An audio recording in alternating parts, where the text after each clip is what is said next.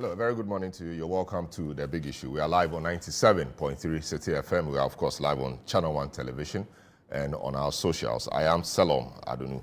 This week has particularly been an interesting one. The fight against Galamsey continues unabated, but we're beginning to see the brazen face-off between the communities that have been armed and state security.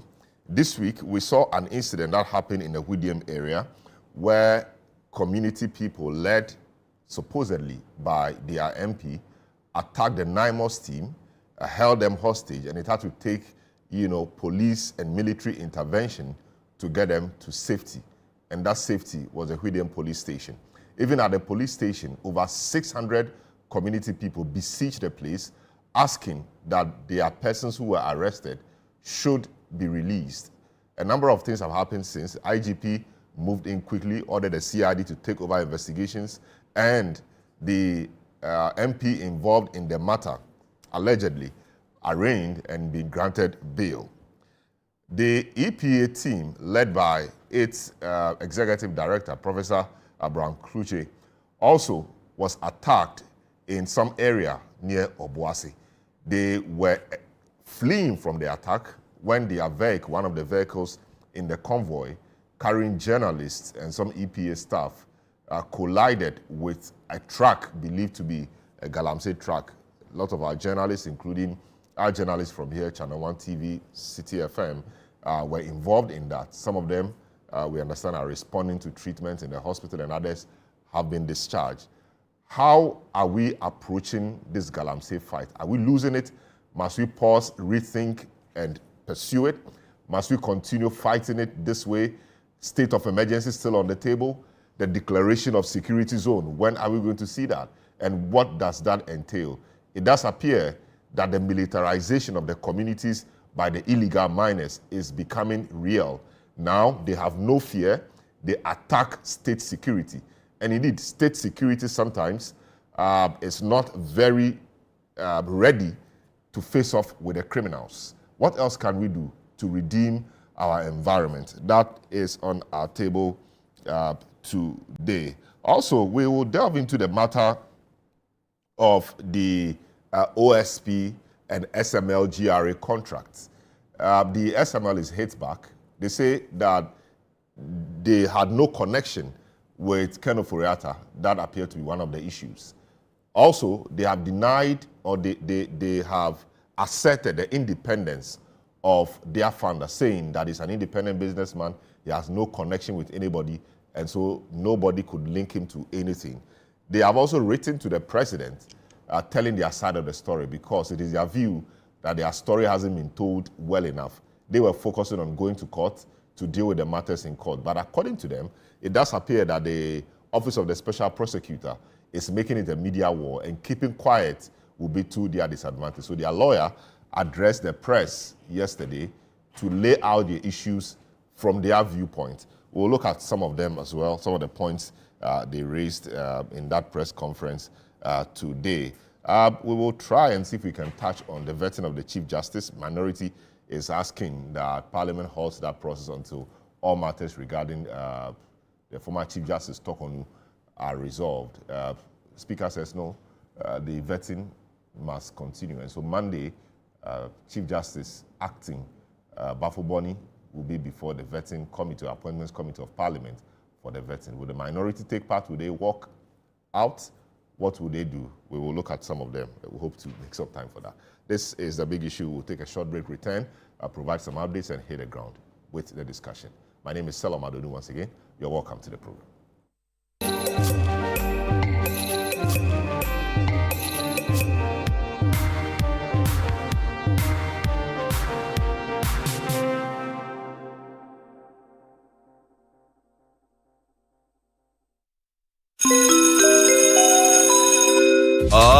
Announcing Ghana's first unlimited photocopier leasing. Yes, from just 983 Ghana cedis, you can lease a multifunctional photocopier and print unlimited. Yes, unlimited and free paper every month. Guess what? That's not all. Toners, repairs, and maintenance all are free. And oh, I'm not kidding at all. And we cover the whole country. Yes, the whole country. What are you waiting for? Just visit us at www.valexlease.com or call 0244 644048. Remember, terms and conditions apply. Valex Lease, affordable document management solutions. Hey, Ghana. So you people know Miss Brother Man Small. If you knew, it's your boy. Kill them all, kill them all. But this time, I'm not only killing mosquitoes, I am killing the great. See? This wouldn't have been possible if I didn't have the perfect mosquito-free atmosphere. Thank you, Out Insecticide. And yeah, Out Mosquito Coil for a mosquito-free atmosphere. Trust Out to... You are not serious. Out Insecticide. So ya boa, faha. This week on the Upside Down Show, we're taking a trip down memory lane all the way to 97.3 City FM as we celebrate 21 years of relevant radio.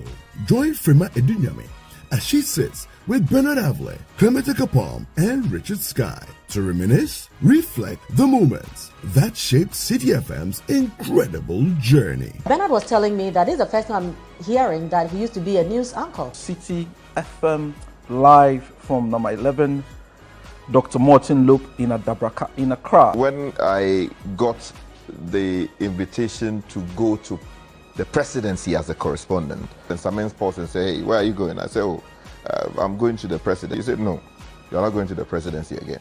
Go to parliament. Because we were young, we were allowed to make mistakes. Okay. But we were not permitted to repeat the mistakes. The station has learned the hard way. You will fail a lot, but you start again. Right. You'll be humble enough to adjust. Let me also say congratulations, to you guys. Yes. You've done amazing. Yeah. A lot of people started this journey. They are nowhere to be found. Make a day this Sunday at exactly 7 p.m. for the Upside Down Show, only on Channel 1 TV. This November, something amazing is coming to Accra. Are you a farmer with fresh produce? Are you into fish farming, poultry or livestock? Then get ready for the November edition of the AgriFair 2025. Yes, AgriFair 2025. It's happening on Friday the 28th to Sunday the 30th of November. It's happening at the A4 Southern Children's Park and it's 10 a.m. to 6 p.m. each day. It's the ultimate weekend marketplace. From fruits and vegetables to poultry, livestock and fish to agri-inputs and processing machinery. All at unbeatable farm gate prices. Whether you're selling or buying, this is your chance to connect, trade and grow. Enjoy the freshest farm produce, sizzling kebabs, and a vibrant marketplace atmosphere all in one space. Register now and secure your spot. Call 0558-973-973 for more information. AgriFair 2025, where culture meets innovation.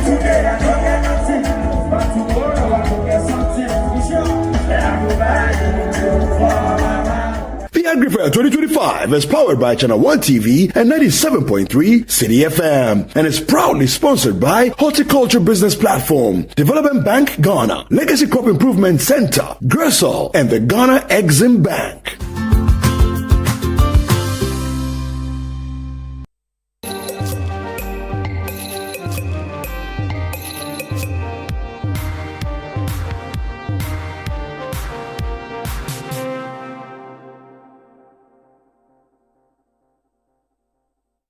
Hi, you're welcome back. This is The Big Issue. We are live on 97.3 City FM. Two key issues we have on our plate this morning. We first will deal with the issue of Galamsey. There was an attack on NIMOS officials in a town called Hwidiem. NIMOS officials were going about their duties, carrying out their work as we know it, and they were attacked as they tried to assert their authority and their duties in the area. They tried to make some arrests, and then the town people will not agree. Over 600 of them, at some point supposedly led by their MP, Member of Parliament for Esutufi South, besieged the police station and wanted the persons arrested released. It had to take the intervention of the Zongo chief and a few other people to restore calm. That MP has since been arraigned and granted bail. Speaker of Parliament says he will not shield any member of Parliament engaged in an illegality. This member of Parliament is an NDC member, and so that's a big bottleneck there for government. Let's see how government deals with this particular one. Also, the OSP SML GRA contract matter, SML has hit back. They've accused the OSP of bias, and they warn of a possible judgment debt. They have written to the president to reconsider his decision to terminate the contract. They say the contract is clean and the contract is a performing one, which in their view is doing well for the country. We will look at that as well. There is time we'll look at the Chief Justice, the vetting and matters arising. But before that, let me provide you some updates. Now, the president of the University Teachers Association of Ghana, UTAG, at the Kwame Nkrumah University of Science and Technology, Professor Eric Abavari, has called for the immediate resignation of the two members of parliament allegedly linked to illegal mining, popularly known as Galamsey. This call follows a violent attack on military personnel from the National Anti-Illegal Mining Operations Secretariat, NIMOS, by about 600 youth at Broni Chrome, Hwidiem. The youth were reportedly mobilized by the members of parliament for Esutufi North and South, Honorable Ebenezer Kwekuado and Honorable Collins Dauda. Channel 1 News' Ashanti Regional Correspondent Fatih Aminu Ibrahim reports. The incident occurred on Saturday, November 1st at Broni Chrome, Hwidiem, after soldiers arrested two suspected illegal miners and seized vehicles and weapons during an operation by the National Anti-Illegal Mining Operations Secretariat. The arrest triggered chaos among some residents who confronted the task force, prompting police intervention. With the support of community leaders, the Hwidiem Police Command safely escorted the military team to Kenyasi. Reports indicate that the youth were allegedly organized by Esutufi North MP, Honorable Ebenezer Kwekuado, under the directive of Esutufi South MP, Honorable Collins Dauda. Speaking to Channel 1 News, UTAG University President Professor Eric Abavari said the alleged involvement of the two lawmakers has brought Parliament into disrepute, making their resignation imperative. On the moral grounds and the shame they've brought to themselves, you see, you can't make the rules for people to obey and yet go behind the rules and breaking them. And no argument from their end can convince anyone. Therefore, you should give it the space and honorably resign, including his campaign boss, Collins Dauda. He also urged the majority caucus to caution its members allegedly involved in the practice, describing their conduct as a national embarrassment that tarnishes Ghana's international image.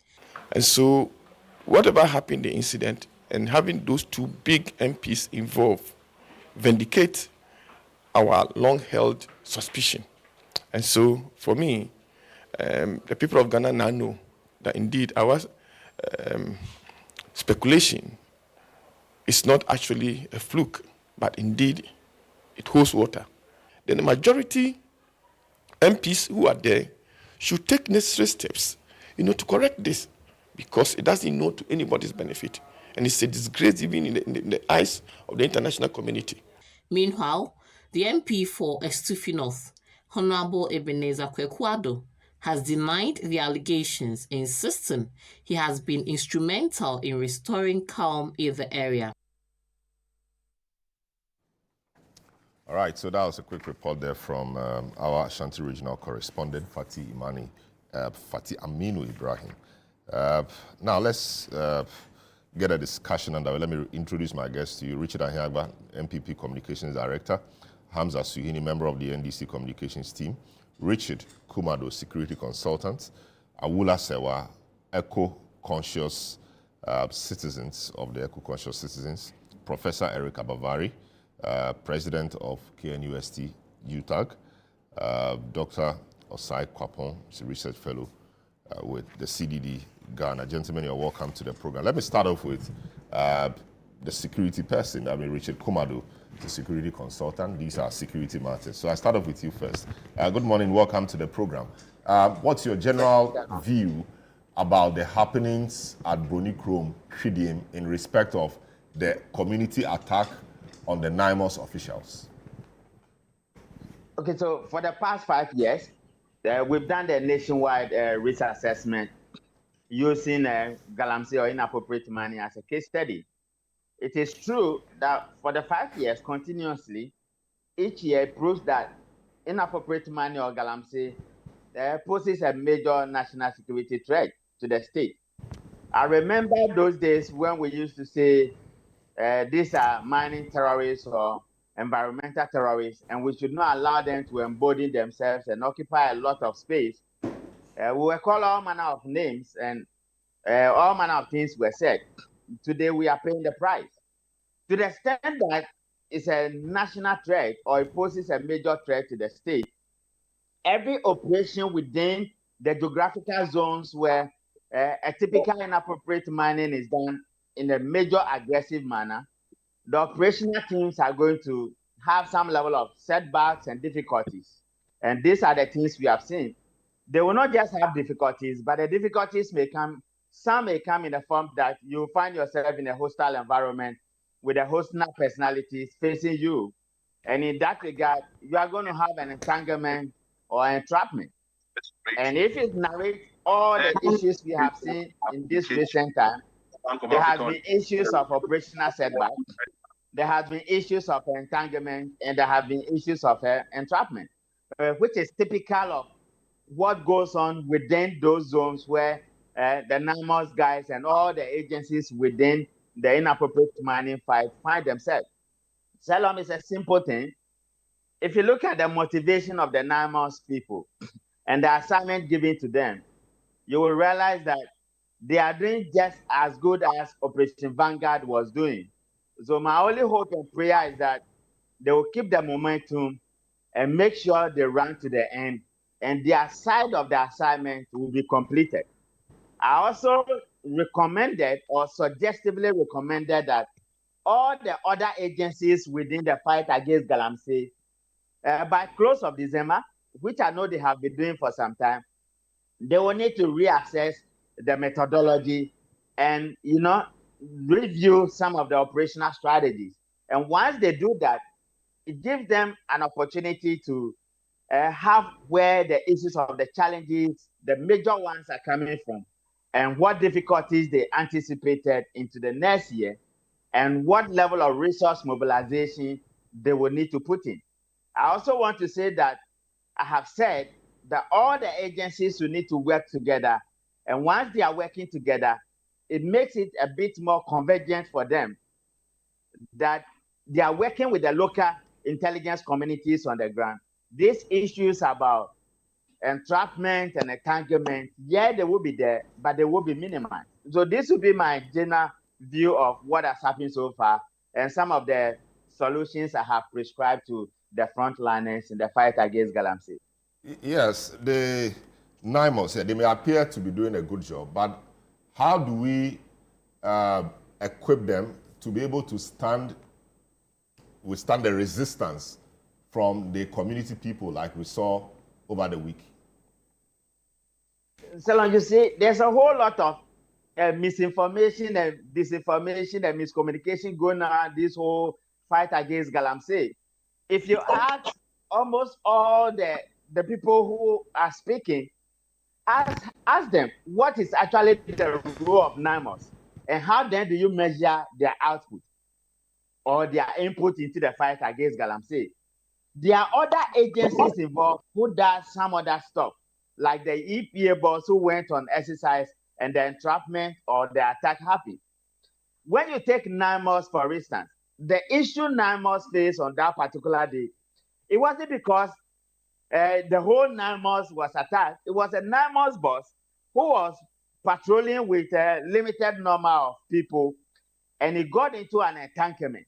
What is the point I'm making here? 9 months have a decision to take as to what operational strategy and methodologies to use, how many people they should need to carry, based on the national risk assessment we have done. But then, are we saying that there's a militia out there that is more powerful than the combined forces of our Ghana armed forces? No. But then you have to manage the situation in such a way that, to the extent that this has become a national canker, you are managing it, you are assessing it, you are weighing it, and you are going through the processes in making sure that you clear as many areas as possible, bring them into the buffer zone or the safer zone. And this, I can say that NAMOS has done a good job in that regard. All other resources they will need, my understanding is that the budget that will be raised will give them some level of leverage. But recently I saw Gold Board giving them some resources to run. I am saying that, yeah, NAMOS may not have everything they needed, but they are doing the job. We need to praise them, just like we're praising Operation Vanguard, so that together they will get a job done. And that's the way we need to go. All those who want to interfere in the ways of NAMOS, we are telling them that you have to stop it, because this is a national exercise that requires everybody's input and that requires everybody's support.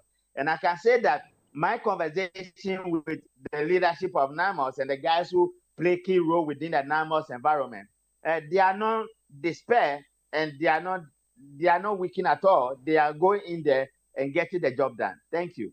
Very well. Let me come to Richard in the studio here. We've seen this a few times, happening, but of course we'll get back to the issue. Richard, the issue about the attack on NAMOS and all that we've been doing in the fight against Galamsey, given where you sit, what else do you think we can do beyond the NAMOS and all of that, water guards, etc., to deal with the problem more decisively? Good morning, and good morning to your viewers and listeners, I suppose, on radio. I am a bit subdued this morning listening and reading about events aimed at dealing with this Galamsey menace. Salom, it appears to me quite clearly that there's a pretense, if we should say it that way, to be fighting this whole thing. And this, I speak not as a political operative, but as a Ghanaian who is worried. We're at risk. If you look at the indications, the medical reports coming, the diagnoses that are coming, the diseases that are resulting in our country, which hitherto were not the case. And we're seeing degeneration, people's health conditions. And even today, Salom, the communities that prior were somewhat supportive of government cause to fight Galamsey are now in support of Galamsey. So you see officials go to these areas and they are rather accosted without the support of the community. And when you listen to the account of the EPA boss, Professor Kluche, you hear that whilst they were there, the Galamsey sent word around, and suddenly people started appearing from nowhere, and they felt threatened. The power of the state was under siege, that they had to retreat. This thing has taken on a different dimension, one that requires an apolitical approach.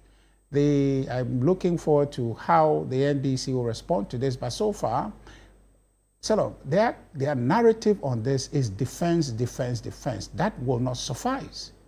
To say that, yeah, the president, there's an ally in parliament seeking to repeal LI 2462. Earlier on, the tokenist approach of removing the president's power, and then now they're repealing the entire LI. And so that should suffice. And that they have trained some blue water guards, which was not necessary to begin, because the thing is happening in the full glare of community. So therefore, water guards were not going to be able to solve that problem to begin with. And so we have come to a place, now NIMOS has been put in place. NIMOS itself is under attack. Okay, attack not only from the MP situation that we've seen, but instances where NIMOS officials are ill-equipped. There is general conversation of their ability to deal with the task that is put before them. I hear Richard Kumador trying to be a little bit of an apologist for NIMOS and saying that people are saying they haven't been able to do much, and he doesn't think that they are the only people. But they are the arrowhead right now. Everything has been put aside. They are supposed to coordinate this project, and they need to be sufficiently resourced. Okay, so the totality. You think they've not been sufficiently resourced in constraints of, resources we have? Haven't they been, adequately, sufficiently resourced? Well, you can ask the question, Salom. If they are sufficiently resourced, the boss, okay, in seeking to stop the act for which they have been set up, okay, got attacked by a member of parliament from the NDC side, and that operation was thwarted. Okay, and so is that resource? The resource is not only logistical resource; it's also political resource. They don't have it. Okay, but the MP, let's put on record, the MP has denied that he was involved. He said he was there to help restore calm. Well, that's his story. That's a conversation in the court. But what we have seen is that he has obstructed a process which his government, His Excellency John Dramani Mahama, with all intent and purposes, appeared to be fighting. Okay, appears to be fighting. But that fight, Salom, is not going anywhere. Galamsey today, if you take away politics from it, Galamsey today is worse than it was when President Mahama came to office. There cannot be any denying of that.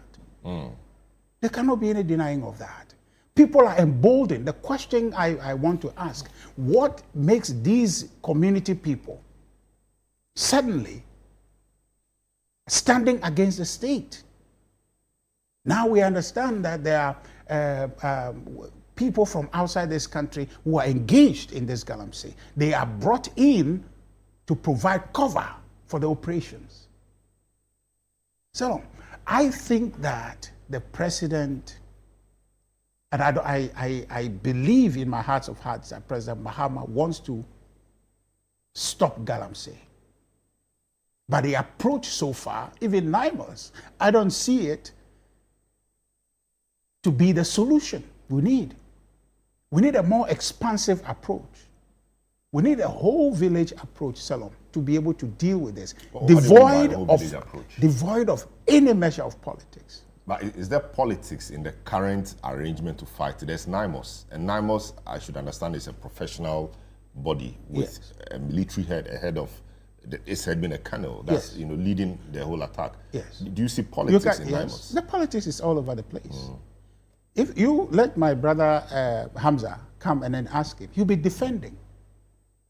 He'll be defending this. We have gotten to a point where there cannot be any defending of Galamsey in any shape or form. So that MP who has done that ought to expressly be sanctioned and punished expressly. Yeah, but yes, let's go with that for a minute. Any individual, the MP, we have seen the system react swiftly. Yeah. Speaker of Parliament condemned it, said he's not shielding anybody. That is one, which we have not seen in a long time. Number two, hours after the event, IGP, empowers the CRD to take over investigations from there. Hours later, he's arraigned, he's taken to court, he's bailed. A lot of things have happened. He couldn't have been jailed immediately. That's not how the process works, unless he pleaded guilty. But once he pleaded not guilty, the process must continue. And the swiftness of the process should be commended, shouldn't we? No. And what else would you expect? There's some appreciation there. What else do you expect? But there's some appreciation there, but we need to go the full hog. Like what? The full hog. The bail condition given him, for me, it's paltry. Okay? It doesn't send a strong signal. Because what you're doing, you're fighting this with force on the ground and with leveraging the political optics as well. And so the punishment must appear commensurate with the crime and the urgency. I'm coming with the urgency with which we want to deal with the matter. So yes, is an MP, the actions taken and the swiftness of it appreciated, but one additional step that needed to send a signal is say that we are not going to tolerate this. We put premium, okay, on this offense such that we are not going to treat it with kids' gloves. So the bail condition given him must reflect. So you can say. So wait, there's a bail conditions should not be a punishment. That's the law. But it's been used under this government. I'm getting to a point. The bail conditions are crafted, taking into consideration the nature of the offense. The offense he was charged with was assault on a public officer, unlawful damage, and rioting with weapons. All right.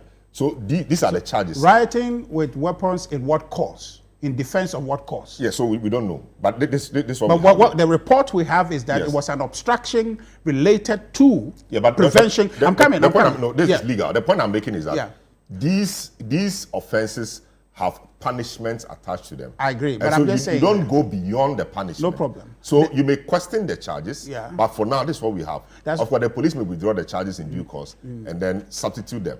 But given the swiftness of it, you can understand why these charges will be brought. It is this kinds of rationalization, and this is the law here on left and right. But that's the law. No, I'm not saying that it's not a law. I'm just saying that it is this kinds of rationalization that people find comfort to be able to carry on, and that's why we can win the fight. You have to get to a place where you understand that the urgency of the matter requires a certain approach commensurate to be able to deal with it. So that approach must still be lawful. It must be lawful, but then I was trying to make a point for you, which you moved away from. But the point is that this government has not necessarily been lawful when it came to the handing out of bails. If that is a singular matter we are discussing, then the government is guilty of not applying the law properly. Government doesn't give bail terms. I'm saying that, but the apparatus of state. That's different from government simplicity. Government, but that's government. What is government? In the context of this, government means the executive. In the context of our conversation. Why are you deducing government now? You are redefining government. Just hold on. Settle. I am just saying that it is these fine languages that makes the whole fight difficult. You understand? So I'm saying, but who is the head of government? We are educating people. No, this is not a matter of education. I'm saying it's a matter of education. It is a matter of education because we want to locate the education. But you see, hold on. It is my job. It is our collective job. Yeah, it is my job as well. Okay, given so just allow me to make done my a bit point. of the law. No problem. To be able to tell you what. No problem. What is what when it comes. Government is not. Hold on. When it comes to bail conditions. Yes. It is the state. So are you happy? But the judiciary. Are you happy about a bail condition for an individual 800 million?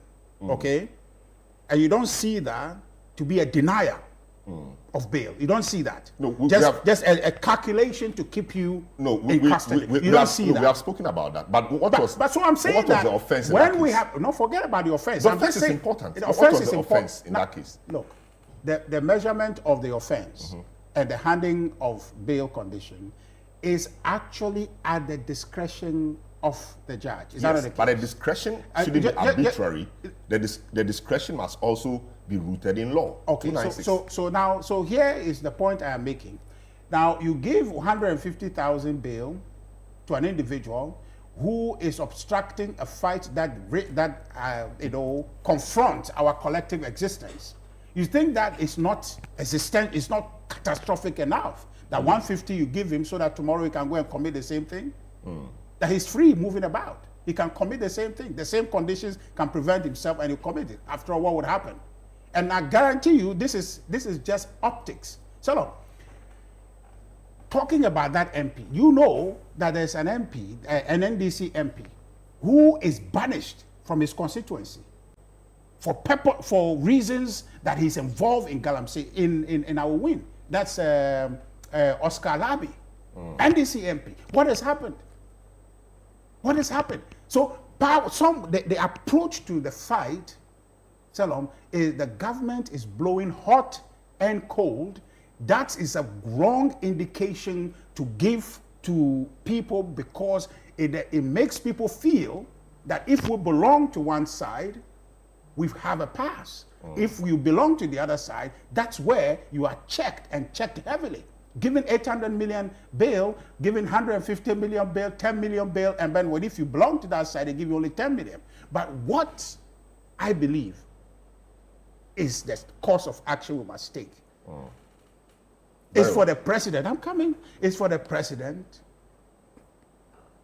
to come to the table and declare a state of emergency. So the state of emergency that is not negotiable under these circumstances. It is the only singular way to hold things constant and then look at what are the options. If you don't hold things constant and things are this fluid and you are moving about trying to solve this, you'll be chasing your shadows. Very well. So the president must come to the table. Somehow, he's been made to come to the table relative to the complete repeal of 2462 LI. He's come to the table with that, okay? So he needs to graduate to the point where he must declare a state of emergency. Nothing else will suffice.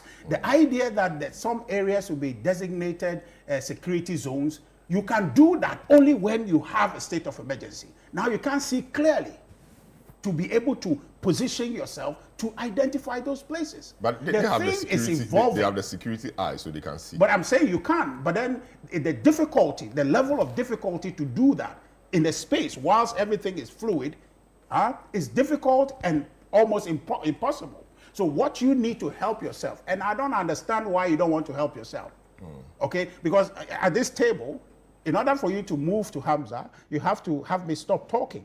But if which is what I'm trying to I'm coming to the point. But you cannot have the two of us talking. Yes. So you must come to a point where there is some agreement that I'll stop talking and Hamza comes. The president must understand that.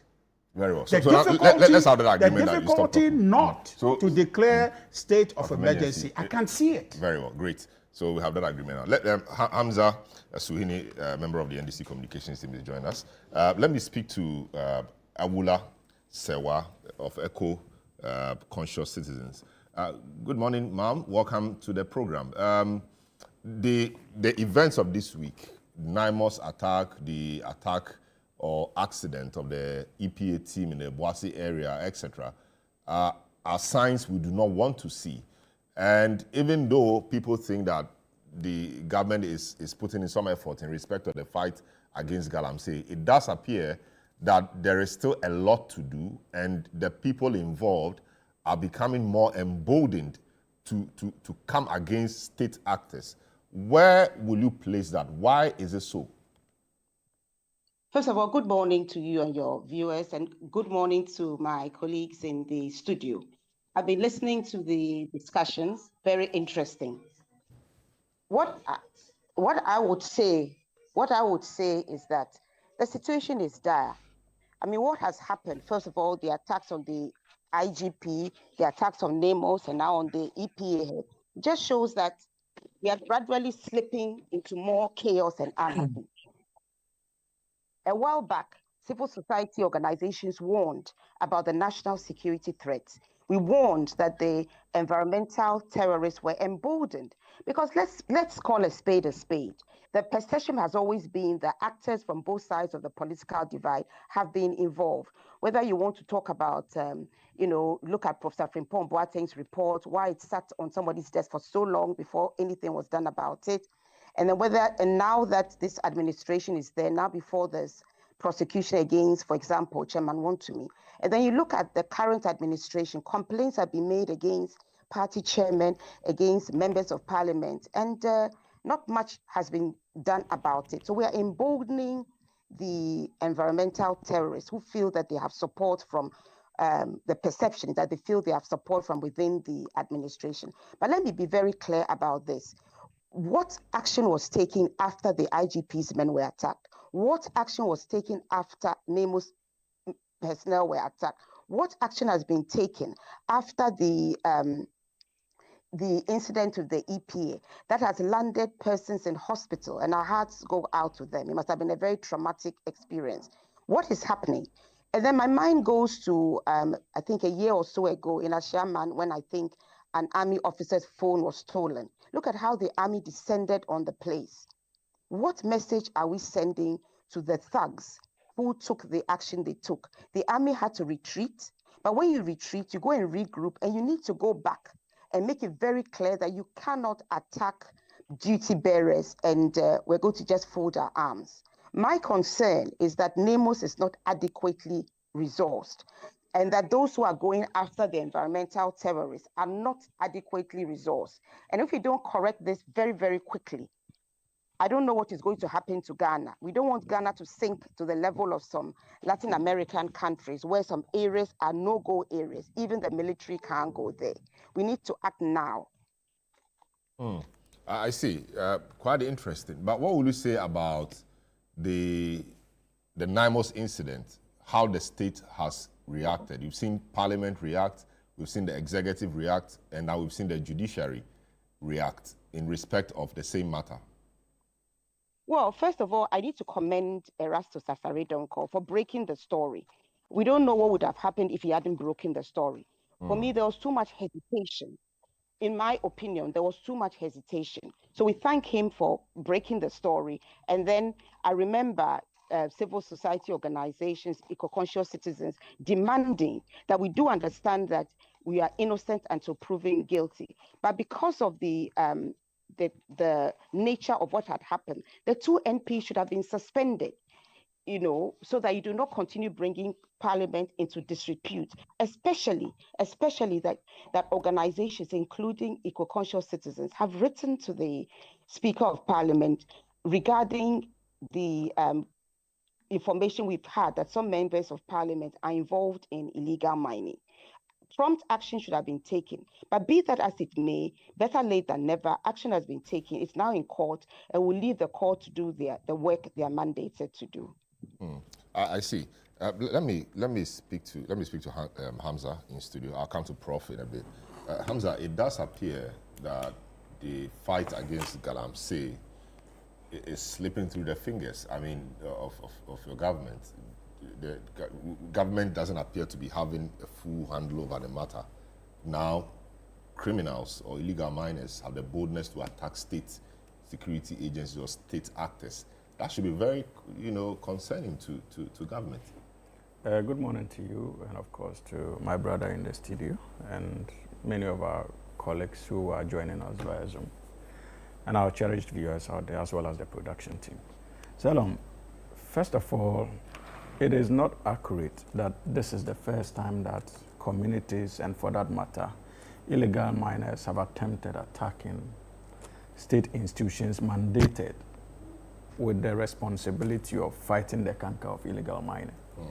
Indeed, I think that if my memory serves me right, when the NPP pretended to be engaged in the fight against illegal mining, there were some few reports of incidents of that nature where the task force that was instituted by the president then had confrontations with communities as well as illegal miners. So this is not new.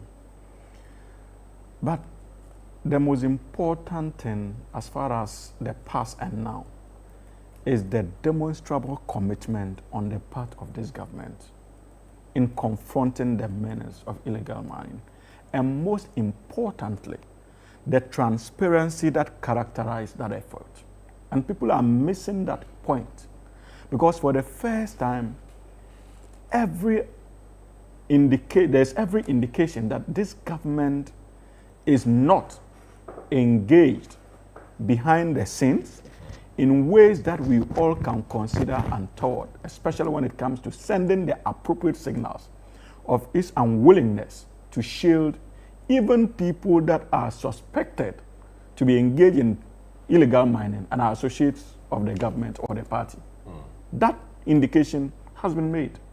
And so I was disappointed and quite surprised on my way here when I heard my brother say that the government is only pretending to be engaged in the fight against illegal mining. How would you, Selom, describe what nearly happens to the EPA boss as a pretense? You think that this government would be irresponsible and its appointees would be that irresponsible to send government officials on the ground only to engage in pretense that has serious repercussions for their own lives? Absolutely not. That should rather tell you the readiness of this government to go all the way, including duty bearers like appointees of His Excellency President Mahama, like the EPA boss, who are willing to sacrifice as far as our collective desire to end this canker is concerned. The lady, Prof, basically had to take cover with her directors because of threats to their life. That cannot be pretense. That tells you commitment on the part of government. And so it is not only disingenuous to refer to that fight as pretense, but also clearly intended to score cheap political points. And that is the problem with the entirety of the fight as far as the menace is concerned. So let's deal with a short pretense. So, for example, the MP for Awing, you know, Oscar Labi, yes, they called him, was banished by the chiefs for, you know, alleged illegal mining activities. Indeed, the chiefs alleged that, in their view, the MP's actions began around the 9th of December 2024 after the NDC won the elections. And a lot of things have been said, but we don't know clearly what government has done to that MP. While we commend government in the case of the CTV North and South matter, what has happened to the Awin MP's matter and the constituency executives who have been, you know, mentioned in illegal mining activities? I think so. If we are clear on those, then we can be around the same table saying that government is not. There's clarity on it. Remember that when the incident happened, there was a directive that the CID should take over the investigations of that particular incident. And if we need clarity in terms of the progress of investigations, I think that the appropriate institution to deal with on this matter is the Inspector General of Police, and of course the CID department in particular. And I can assure you that, like we indicated, these were allegations made by chiefs that was referred to the CID. So we all must be interested in the outcome of those investigations. This is not the first time we are having to deal with the contents or timeliness of investigations. Remember that even in the not too distant past, the Attorney General also had cause to refer about 2 national executives of the ruling National Democratic Congress to the national, what's the name? Is it BNI now? For NIB for investigations as far as those allegations. That's Yamin and Abanga. Absolutely. That tells you that this is a government that is ready, even in the fight against illegal mining, to still remain committed to the fundamental laws of this country, even in our quest to end the canker. But you see, Hamza, the difficulty is that people have become cynical, and sometimes you can understand. They can be forgiven. No, so sometimes something happens. It's easy to say, okay, CID, whatever, take over, investigate, and that becomes the end of it. So given the importance of this, wouldn't it have been proper for government to ensure that BNI or NIB and all those bodies investigating the matter around Yamin and Abanga, for example, where it's been months to tell us this is what we have found so far, this is where we are continuing with investigations. The president was petitioned in January in the case of the Awoin MP. We are in November, and you say investigation is still ongoing. Absolutely. Of course, investigation can be laborious, but exactly, we need to hear something. Exactly. That will if the help investigations the transparency are not done, yes, by the CID, I'm not sure that you hear anything. Remember that even when His Excellency President Mahama assumed office, he gave a directive to the CID to investigate the electoral violence that characterized the 2020 and 2024 elections. The outcome of the investigative report was made public just last week. But that directive was given immediately after the swearing in of His Excellency President Mahama. At a point, many of you forgot about even that directive. But it did not stop this government from making public the contents of the eventual investigative report. Exactly the I'll point. get there. But this is in the center. In fact, if there should be a defining moment in President's tenure, apart from the economy, where the president is equipped under the law and has the investigative report to signal that center, that commitment. He has done so in the case of the Suitifi North MP. He's made that point clear. It is because the investigative report is out on that matter. That is why the IGP and the CID have proceeded to raise a docket on the issue based on which we are now in court today. So let us be patient. This is not a president who will sweep things under the carpet. In the case of the Hwidiem North MP, we are dealing with an issue, an allegation that was made by certain chiefs. By no means the people that the traditional. It does not mean that the caliber of the person making the allegation. You know better. No, it does not mean that it's true. Exactly. But it requires. It's a that is the more reason why it requires serious investigation. Yes, and because you simply cannot come out. But that's the point I made. I'm telling you that even in relation to the deaths that occurred in 2020 and 2024, as far as the electoral process is concerned, it did not take 2-3 months for the investigative report to be out. Many of us forgot about that directive, but the report is out. So we are dealing with a very meticulous precedent. And the only caution I will throw out is that we must be patient and not root this fight in a way that makes it clearly impossible for us to still continue to be committed to our legal principles as far as the law is concerned. And for me, that is my worry.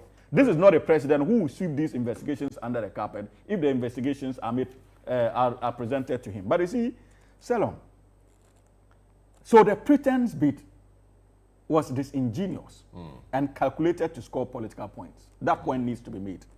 Again, my brother attempted to raise the issue of bail and the fact that there seem to be variations when it comes to the NDC, what's the name, members accused of engaging in the fight, and that of the MPP. You know, as a matter of law, that in determining bail, the courts consider so many factors, and one of the factors they consider has to do with the nature of the crime. And to a very large extent, in terms of doling out bail conditions, another important factor is personalities involved in terms of privileges one may be entitled to. So if you look at the Wontumi case, and I think that my brother needs that education, we are dealing on one hand, in the case of Wontumi, of an issue that had to do with an allegation against him of actually engaging in illegal mining, using Akonta mining. And indeed, these allegations did not stem out of the NDC's tenure now, but also predates that tenure. Because remember that the minister responsible for lands and natural resources under Nana Addo Dankwa Akufo-Addo, the Honorable John Abujinapo, had cause to issue a public statement condemning the activities of Akonta mining and Wontumi, and publicly declaring that they were engaged in acts of illegal mining. It took President Nana Addo Dankwa Akufo-Addo and the MPP to forcefully defend the original chairman and Akonta mining. And President Nana Addo made an open declaration that indeed that company was not engaged in illegal mining and was mining legally at a time that his Minister for Lands and Natural Resources had directed further investigations into the conduct or into the activities of Akonta mining. So we are dealing with an individual who is actually engaged in the menace or alleged to be engaged in the menace. So when it comes to bail, the conditions would be substantially different from a sitting member of parliament who is alleged to have obstructed NIMOS. Remember, this is not a gentleman who is said to be engaged in illegal mining. He's only been charged for obstructing or attempting to obstruct the work of NIMOS. So you simply do not expect the bail conditions to be the same. Secondly, you are dealing with a sitting member of parliament. And any judge exercising the discretion to grant bail would consider the fact that the gentleman is a sitting member of parliament, and so the possibility of absconding might be minimal. And it will be easy to track such a person. In the case of Wontumi, Wontumi is not a sitting member of parliament entitled to certain privileges. He's a chairman of it doesn't matter. But under our laws, MPs are entitled to certain privileges, and it's enshrined. in our laws. So any judge seated on the issue would regard him as an appointee of the state who is entitled to certain privileges. Very well. And so in determining bail and bail conditions, that would play an instrumental role. And that is the reason why, my brother, that the bail conditions for Wontumi would not be the same when it comes to the bail conditions for the Asutifi North MP. And that point needs to be made. So it has nothing to do with government interference as far as that matter is concerned. You see, Salom, I beg you, please. Just wrapping up. Yes, you gave him ample time. So permit me to respond. Time. Yes, I was. You're chipping away your time. Yes, again, you see, and that point needs to be settled. But Salom, it is important that in this fight that we need to be guided. For many of us out there, especially the Ghanaian citizens out there who are not privileged with the opportunity of being part of the ruling class or constituting any of the four arms of government. And here, if I say four arms of government, I mean the executive, the judiciary, the legislature, and of course the media. Now, for many of our colleagues, our citizens who are out there, they can be forgiven to be emotionally driven or directed by the sensitivities of the fight against illegal mining. Because on a daily basis, we see the havoc it causes to not only our environment, but to the health of the Ghanaian people. So they can be forgiven to be demanding an end to the canker using emotions or making references to the sensationalism bit of the fight. But the likes of us, those mandated under the law to lead, we cannot truly end the canker if we root that fight on emotions and sensationalism. And that point needs to be made. And that brings me to the report. Because you see, we would only succeed with the fight if we are true, candid, and honest with ourselves. And try as much as possible to eschew the sensationalism bit of it as duty bearers and actually confront the issues as they should be confronted. And that brings me to the Erastus Danko report. Undoubtedly, he's one of the finest we have in the country as far as the fight against illegal mining is concerned. And many of us have argued in the past, and I think I still stand by that there's the need for us to consider rewarding him for his dedicated service as far as this fight is concerned. But it does not also mean that sometimes he doesn't get it wrong.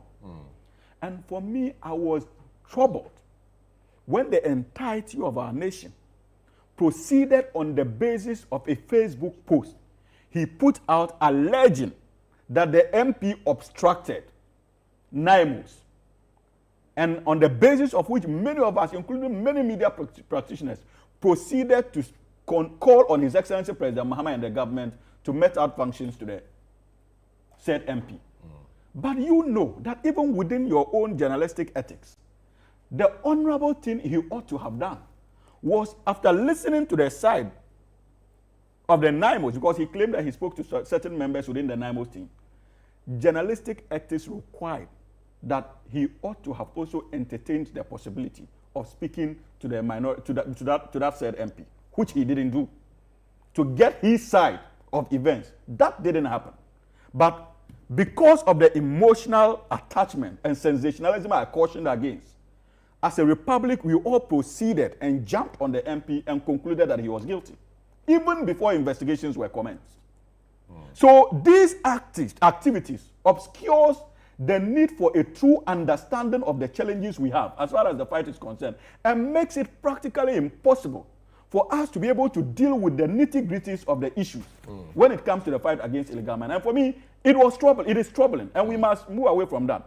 But that notwithstanding, Salom, this government directed CID to do the investigations. They have done the investigations in less than 24 hours. Yes. The gentleman has been arraigned and granted bail.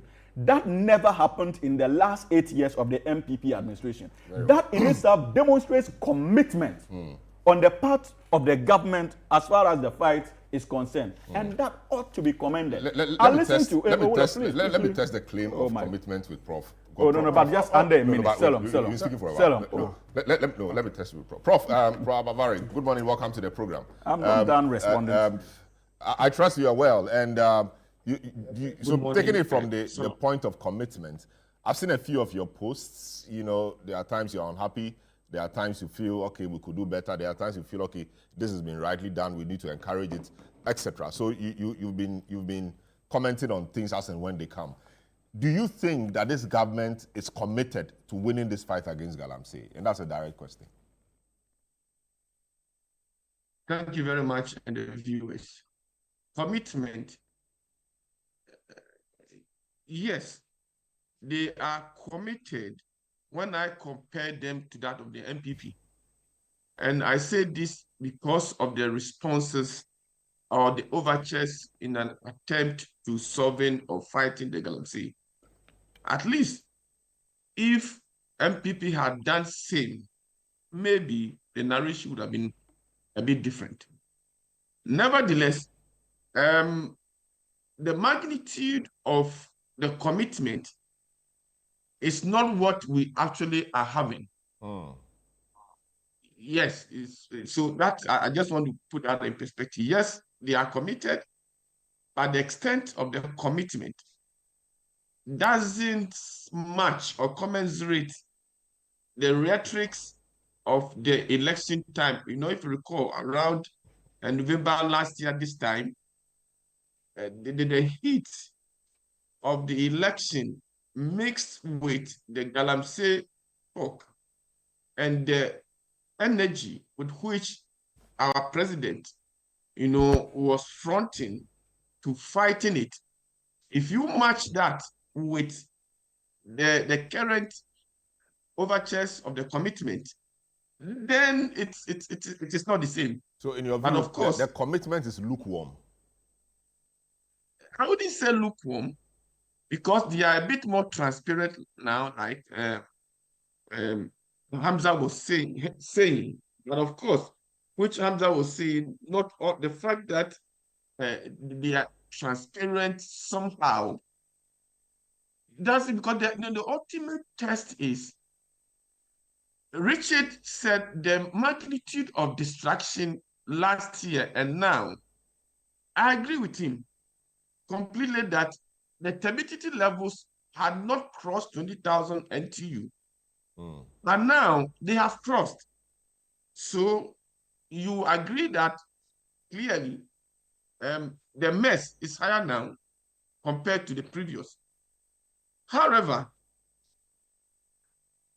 we must look at the fight as it is and ask a question.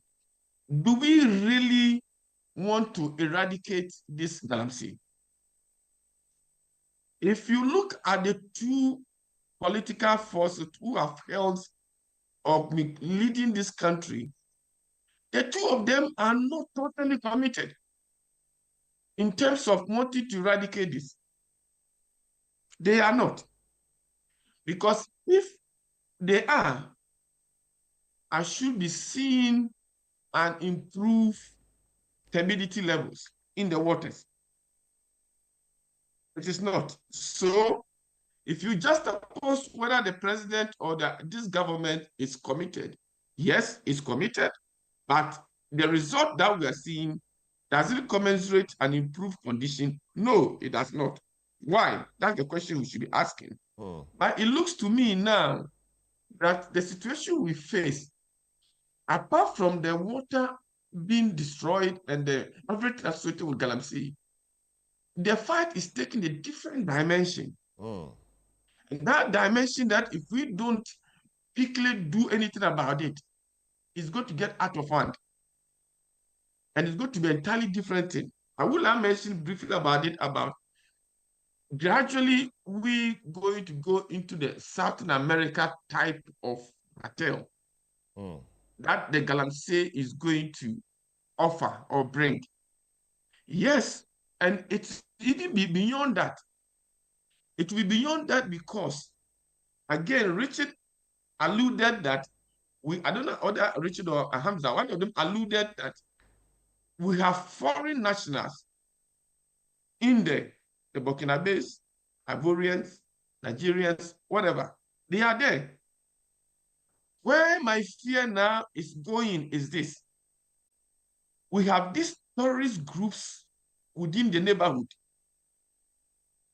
from the Tuareg, the ISIS, the Boko Harams, all these guys are lurking around. And they always work when they see a fertile ground. And now the Galamsey offers these fertile grounds for them to infiltrate. And if they do infiltrate, are we ready to handle it?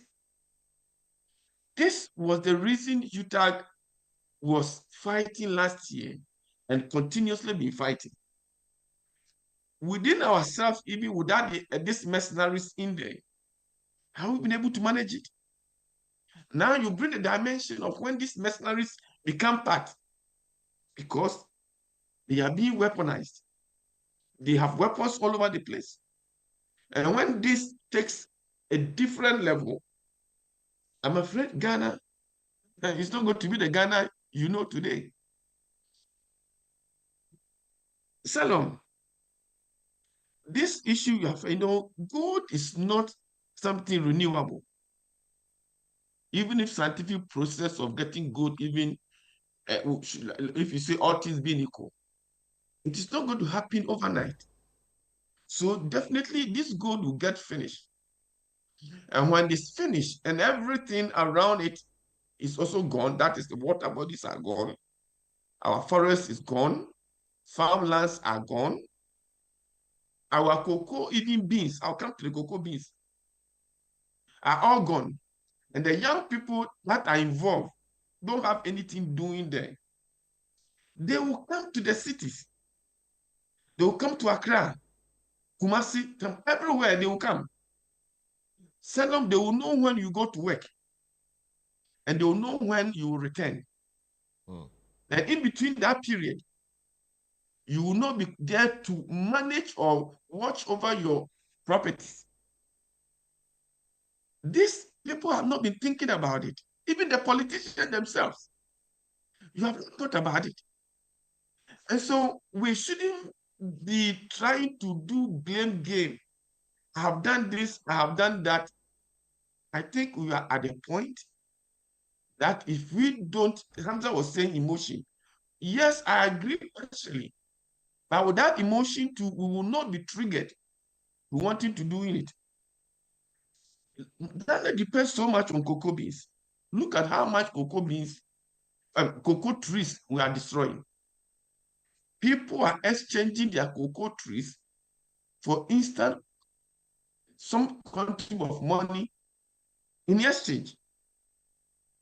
The cocoa beans are being infected by these heavy metals. I can tell you on authority that Japanese people, they have now created a new form of cocoa. It is not the beans, but some kind of concentrate that will serve the same thing as the cocoa chocolate. And if they perfect it, they will not need your cocoa beans anymore. So it means that we don't have the cocoa beans to sell. We don't have your water bodies. You don't have your river, anything. So this issue, I want to appeal to the politicians in the studio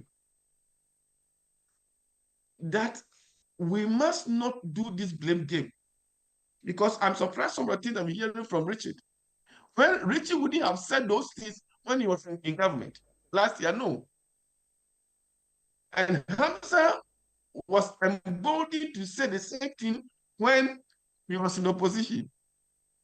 And so I'll plead that we lost Major Maxo Mahama. Didn't do anything to us.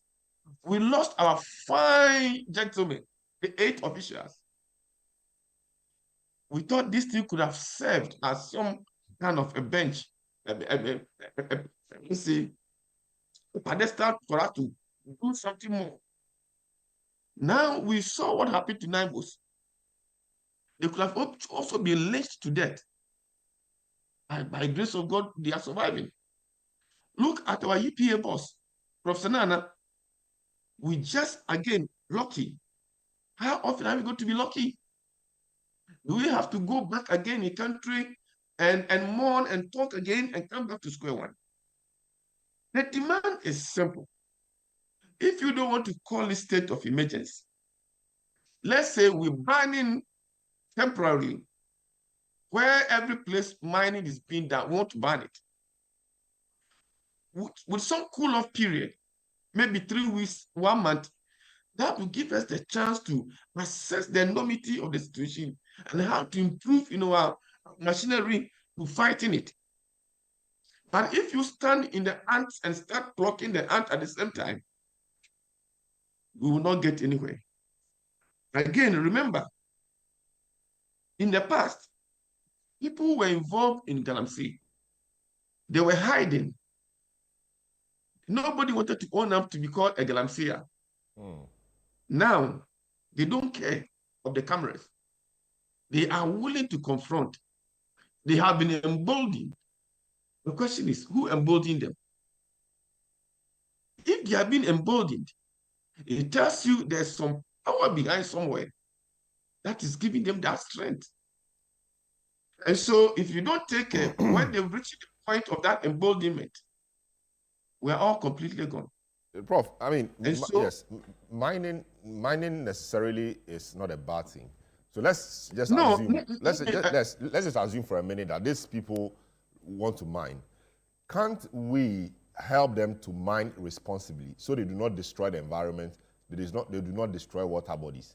Is it a difficult thing to do? Can't we help them to mine responsibly?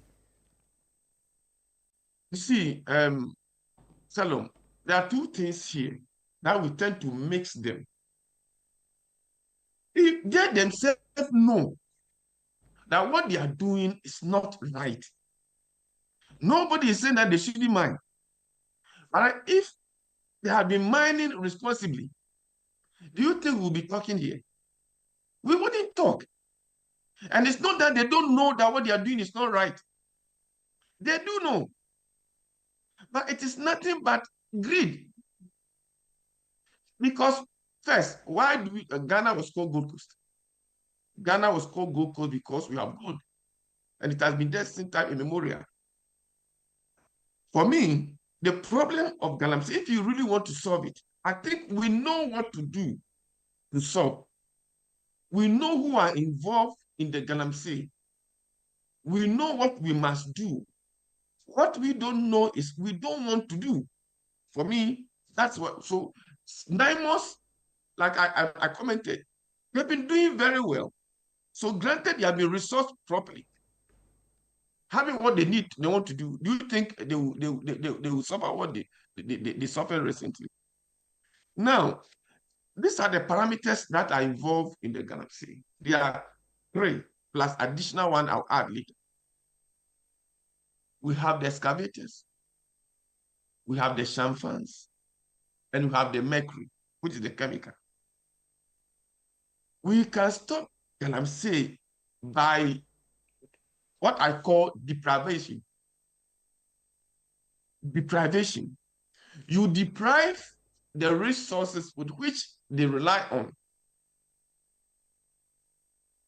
If the Galamsey, the excavators had been controlled, to me, they don't have excavator anymore.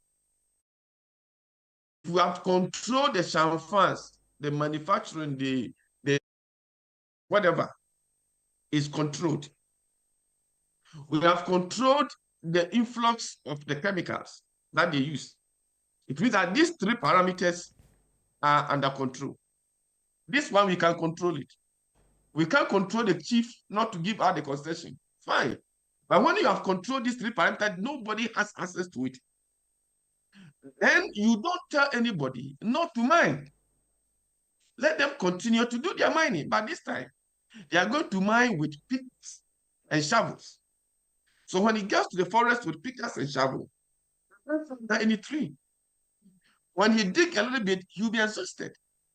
So having gone there after 2-3 times, nobody will tell him that your return from that investment on the Galamsey using those accoutrements, it doesn't worth it. So nobody will do it. So use deprivation to stopping it. So recently, no, we have not done that. Prof, recently the EPA banned and closed down some chamfan, fabrication warehouses where they manufacture those things and store them. Would that be one of the deprivation tools that you are mentioning or you are talking about? Yes, because you see, if you focus on it to get that thing done holistically, as you speak, go to Ayinam, just right now from Kumasi to Ayinam, you see those guys are still down. Those we call them the low-hanging fruit. They are still there, selling them. If you go to Anyam Panta Obuasi, you go there, they are still there, selling them on the roadside. If you talk of excavators, how many excavators do we need as a country for, let's say, our construction work? How many are in existence? How many have been impounded? These metrics, do you know them? So even if you are fighting the excavators, you don't even know how many you are dealing with. So no matter, but if focus on it, and you've done this, what I'm talking about, you will not necessarily have to stop anybody at all. That voice will be needless. The person himself will stop because he wouldn't get what he needs, and nobody will force him to go. But because the inputs keep coming, the excavators keep coming, the chemicals keep coming, the champagne, whatever, they keep manufacturing them. So no matter what kind of 9 months you set up, they will only be doing firefighting. Very well. It will never amount to anything significant. Very well. Imagine 8 months ago, we had this variable that I've mentioned under control. Don't you think we would have maybe seen about 60% or 50% clearance of the water bodies? They could have been seen 8 months. They could have been cleared. What else could have been cleared? If you remember, 2017, 18, when the NADU came in there, they started this. In almost a year, didn't you see the water clearing? It did. So this deprivation principle, if you should go by it strictly, without doing political antics, blaming, doing this, whatever, because we know the people who are doing it. We don't want to betray them. But when we get to the cartel stage, nobody will be saved. Your money will not save you. Very well. Nothing will save you. Great. Richard Kumado, a quick one. Awula mentioned a scenario that we don't want a situation where our country becomes like some South American countries where certain places, forests, etc., become no-go areas for the states. I mean, rebels and other people have taken over those places. I mean, given your background, do you also entertain such fear that if decisive action is not taken, Ghana may be pushed into areas where the states cannot venture? Okay, so currently the risk assessment results we have is that even though inappropriate mining or Galamsey and their related activities pose a threat to the state in terms of public safety and in terms of water bodies and people invading into the forest areas, there's no militia group out there that can stand the combined forces of the Ghana Armed Forces. And here, let me say that when we are talking about the Ghana Armed Forces, we are talking about all the security agencies with armed groups. There's no militia group out there operating in any forest in this country that can even stand the specialized forces within the Ghana Police Service, let alone the Ghana Army. So that point has to be made so clearly. To the extent that it's a major risk you face, you will want to mitigate against it before one day it gets out of hand. I've always maintained that if we take all the interests out and we leave the national security interest, we would have done far better than what we are seeing now. But then again, even if you look at the speed at which NAMOS is working and their determination in making sure that they cut the supply lines for the people in the appropriate mining space, distract the activities and curtail movement, the narratives and the politics and the way we drag it and the misinformation and disinformation, those are the actual threats. Those are the actual relatives that makes people wake up in the middle of the night and they think Ghana has broken or Ghana is breaking and they don't want to have anything to do with this country. By the narrations and by the things we say that we know that are not very true, it's rather adding more fuel to the issues we are facing. So for us as law enforcement officers who have been on this journey for many years, I can tell you that NAMOS is doing yeoman's job, just like Operation Vanguard was doing, and we called them back. When NAMOS was formed, I was one of the people who said, we did not want to have political interference in the work NAMOS is doing. My check so far shows that even though they operate under the Minister of Lands, which people have problem with it, I would have thought the police were augmenting it. But no matter what you do, for us as law enforcement officers, national sovereignty is our priority. Public safety and security assurances is our priority. Effective intelligence gathering to ensure that the state is stable and safe at all times is our priority. And I can tell you and emphasize it that this is what my brothers in the front line have put themselves out there to do. And they are doing it so well. So we need their support instead of bashing and instead of miscommunicating and saying all manner of things that we know in our heart that the things we are saying are not true. Hello. Great. But the issue is not that is the situation currently. We know the issue about resources, natural resources. And in many of the areas where rebels thrive, they try to find or seize a natural resource base like minerals, gold mine, etc. And then they fund their activities with those.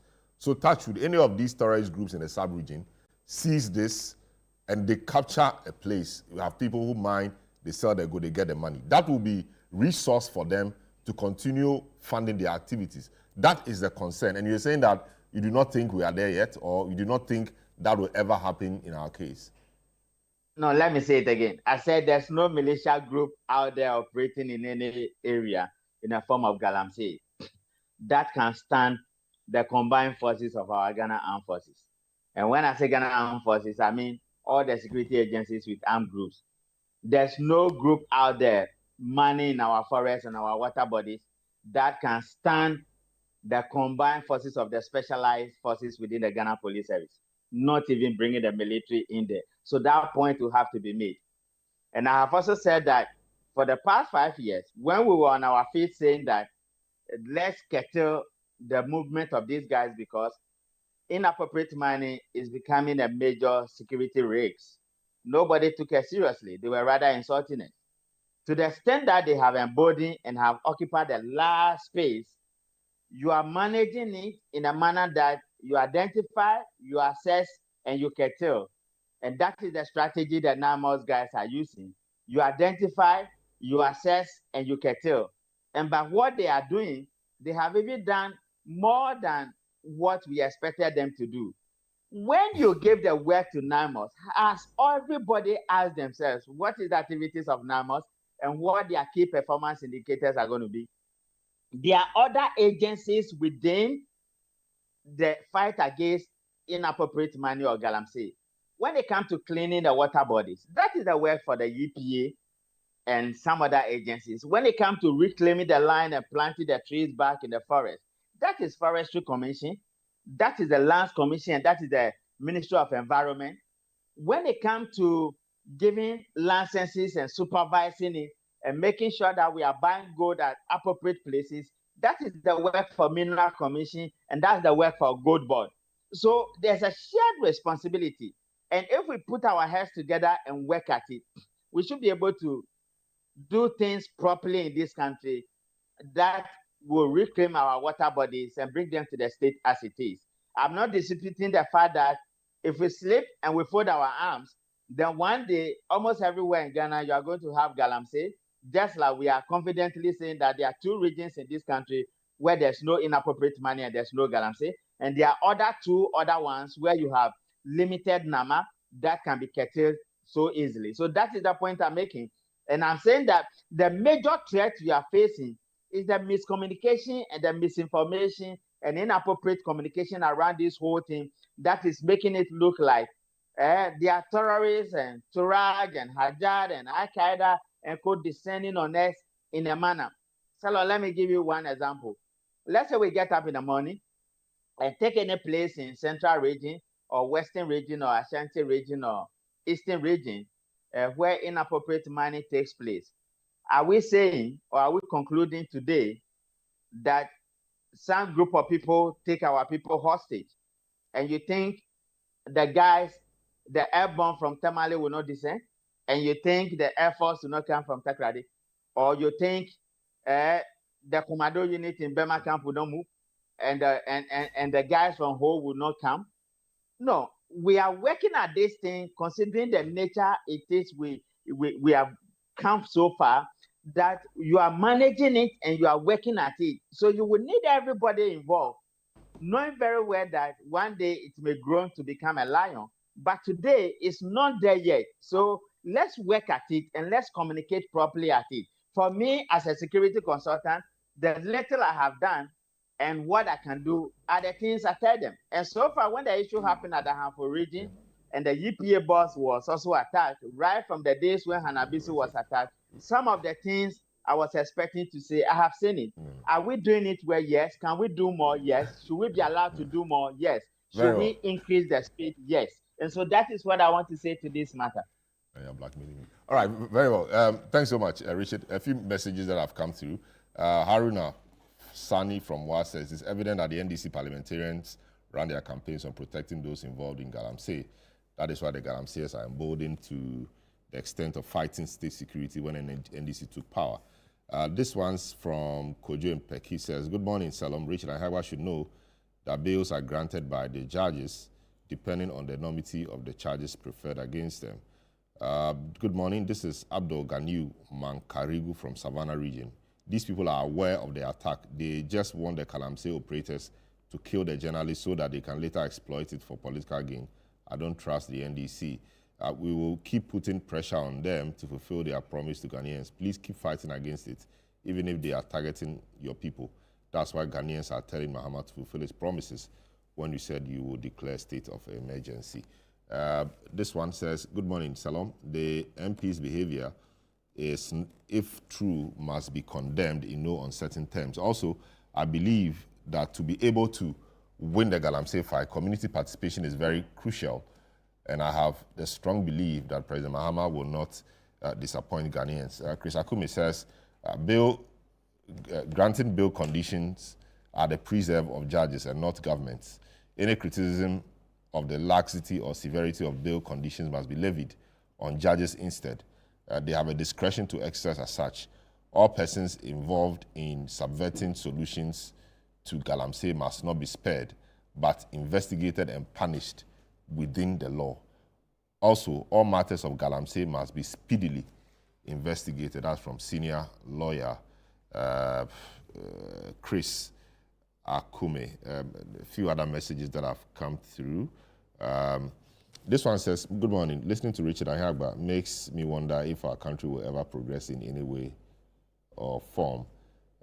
His thoughts are and objectivity are always at perils. That is from Dread. All right, so yes, let me come back to my studio guest. I mean, I start off with him. How much work should we expect the communities to do? Communities and the chiefs. We have areas where the chiefs are against Galamsey, and it does appear that those areas have not suffered so much the destruction of Galamsey because the chiefs are against it. The chiefs are able to rally the community members to fight the Galamseyers, and so even if it's happening, it's minimal. There are some areas everybody appears together. We have seen stakeholder engagements. A big one happened at the conference center. A big one happened in Ashanti region where the Ashantini made those comments about asking him to stick to the script and all of that. So engagements have happened. What should we be doing to have the communities around the table so they own the fight? It begins from this studio. And some of your testers who are politically colored and are sending messages to advance their cause. And I think I started my conversation by saying that I'm not speaking as a political person, and I will not. And if at any point this fight progresses and anybody from our side, like the NDC did, okay, in 2020 and 2024, moving about in the Galamsey communities, canvassing that, oh, if MPP comes, we'll let you Galamsey, I will oppose that. I'm telling you that I, as a person, I am not going to favor any approach by my own political party to seek to get any political advantage out of a determined fight to end Galamsey, because the impact is collective. The NDC did that. We won't do that. So in my mind, I am clear that this fight ought to be approached, okay, as a bipartisan effort, apolitical, driven to try and end this, because the impact is collective. But I want to make a point, and I think that was one of your testers also made that point, that yes, bail conditions given by judges or investigative authorities. No, just a small point. You understand? Given by investigative authorities or imposed by them or by judges and all that. In the case of the NDC people, one of the conditions considered is their membership and where they belong. So I'm just saying that it's one of the factors. When Hamza is listing all of that, they look at where you are coming from and give you. But the point is that if you look everything on the MPP side, okay, the consideration is hefty. When it comes to the NDC side, it's minimal. And even including where there is no action taken at all. In the case of Oscar Labi, to date, nothing is done. But we understand investigations is ongoing. Till what time? No, and then you see, and you made a very good point. When the Attorney General comes to brief the country and malign people and conclude that people have committed crime, where his press conferences and the kinds of facts he says he's putting out becomes people's gospel, held against people that they have committed those crimes expressly, he forgets to bring us the updates on our brother Yabin, on Abanga, on Oscar Labi, and the rest of them. He forgets to bring that one. Conveniently, doesn't bring that one, but he focuses on other ones. He focuses on giving oral cases. Oral. But today, between you and I, what threatens our lives even more than oral? Because oral, the effect of it, if you want to deal with it, is contained. Correct? You don't. The people you think that they caught in the oral web, it's concluded. They are there. But what is evolving is Galamsey. So but that one, you are not giving us update. And the point I want to make to you, Selom, is that the failure to deter has contributed to the crisis festering and is leaving our waters poisoned and is leaving our forests devastated and our food sources also poisoned. That, for me, is the issue. Now, going forward to deal with this matter, I have a small concern, and I think I've mentioned that here, relative to President Mahama's acquiescence to the possible purchase of Galamsey gold, making the point that, you know, after all, it's our land and river that is being devastated. But and so therefore, has since clarified. I'm not saying it's gold board is buying, but that statement itself being out there, okay, gives comfort, create a certain perception that there is an indulgence of that enterprise. You need a clear signal. Richard is talking, Kubado is talking about miscommunication and all of that. Is that miscommunication? Because people are taking it as an indulgent regime for Galamsey. I think that the president had to come again, take that conversation, clarify at his level for all of us to know that there cannot be any tolerance of it. We are fighting it. Its byproduct or its product will not be countenanced. And so therefore, you designate every gold that is extracted and is out there in the name of Galamsey. You stigmatize that. Okay, you make it a gold, just like in the Congos, they have the red diamonds. You have a toxic gold coming out of Ghana. Now, with the benefit of Gold Board, we have streamlining the dealership rights of gold and the export and all of that, controlling that space, resource to be able to do that even more effectively. Okay, and I understand they're making some very good success in terms of reducing smuggling and all of that. Now, when you have created that environment that almost, for lack of a better word, stifle any other movement of gold except through the Gold Board channels, then you would succeed in fighting or reducing incentive. Part of what Professor Bavari is talking about, the deprivation. The deprivation mechanism, so that you can go and do all you want, but there's not going to be any market for you to go and sell that gold. So what is it to have a gold that you can't sell? So you take away that conduit for them. If indeed there is no other stream that they are piping their gold through in our country. So we need to be able to look at that. So the president must come very clear on that score to say that this is not something we'll condone, and the fight includes preventing it, okay, in terms of active engagement in seeking the gold, and also the outlet through which they get their money. That also must be blocked, effectively must be blocked.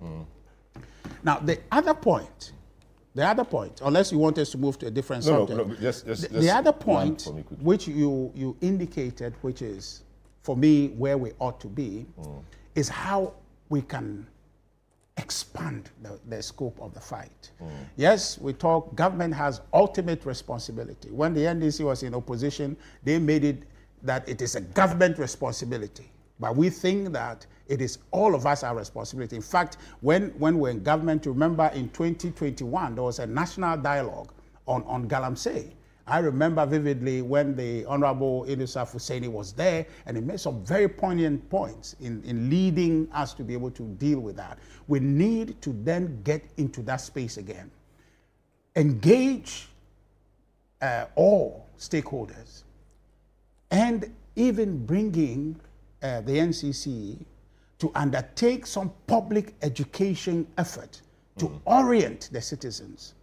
Okay, and I am quite willing for us to get to a point where education, public education, is aimed at stigmatizing the name Galamsey, yes, illegal mining. So therefore, you wouldn't want to be associated with that tag as a Galamseyer. You won't want to be. When all of us come to that point where we think that this is an odd thing to be, it's an antisocial behavior or tag to carry, I think it will go a long way to try and bring down the fight. But then we'll go down, the chiefs must be materially involved in this matter, the communities themselves must be materially involved, and the youth must be engaged. And in doing so, the MPP brought about the Alternative Employment and Livelihood Program. I don't know the state of that now, but we need to invest in that to provide a conduit for the young people who are engaged in that. They are not the face of Galamsey. The face of Galamsey, actually, we haven't seen, are the ones sponsoring and funding it. So the young people, sorry? You agree with President Mahamat's philosophy? No, I'm coming. But you see, I would not agree necessarily in terms of making the economic rationalization for it, and so therefore don't do anything. Okay? You make that argument, you provide the conduit. So the president can make that case, but then fund that alternative outlet to ensure that when you are telling people don't go to the Galamsey pit, there's a place that you are leading them to go to that makes it reasonable for them not to return. There's the Jumara program, there are a few other things, but the concern is that these guys have seen money, how to make quick money. So they don't have the patience to learn a trade for 3 years, a vocation 3 years, 2 years, before they begin making money gradually. They've seen money, 3,000 a week, 5,000 a week. And you can't shut that and ask them to go and learn a trade. But you know that alternative, that's the concern. Yes, that alternative program had built in it revenue right from the start. So the aspect of it that deals with reclamation, okay, and reforestation was right on the money. You're getting paid and you're doing that. And aligned with that is the training opportunities that comes with it. So it must be all-inclusive strategy. So we are deterring, we're punishing, okay, deterring, and once we do that and you are brought in, then you are given an outlet where you can engage in a legal means of livelihood. Very well. How do we fortify the government's efforts to win this? Are we winning it at all? What must we be doing as a final thought?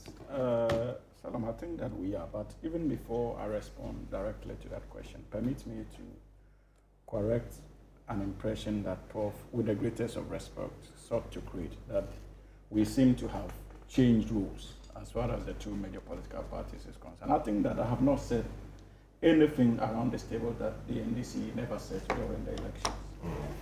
We were quite clear that the erstwhile regime was quite complicit in the fight against illegal mining. Indeed, there were examples of known operatives of the government, including party functionaries, where they were engaged or they were neck deep in the activities of illegal mining. So the government was overwhelmed. Quite apart from that, His Excellency President Nana Addo Dankwa Akufo-Addo then was simply engaged in the act of clearing many of these issues to an extent that even their own minister responsible for environment had cause to lament about how certain leading members of the New Patriotic Party, and in most cases the president's own relatives, called intervening on behalf of illegal miners. That was not hidden. And so we had reached a stage in time that the Ghanaian people had lost absolute confidence in the commitment of the then administration to fight the canker. And that was what crystallized the calls for a declaration of a state of emergency. And that context is critical. Today, that is not the issue before us. But the claim is that the issue is worse now. No, that is not accurate. That is not. The stability levels have worsened. Absolutely is not true. Look, when the president met the civil society organizations, many of you were there. The data that was made public indicated that in some cases the stability levels have improved. Yeah, but we had never crossed stability levels of 50 or 80,000. We had. At the time. We had. The biggest we saw was 14,000. No, it's not accurate. In the based on the report that was given, it is not accurate. They indicated that, look, many of them, in many cases, there was an improvement. And so it is not right to say that there is no improvement under this government. If there's improvement in River A, in River B, it's worse. Then yes, we did not deny the fact that in some cases the situation was bad. But we simply could not also turn our attention away from the fact that in some instances, clearly successes were choked. And this government did not say that we're going to clean our water bodies in a matter of 9 months.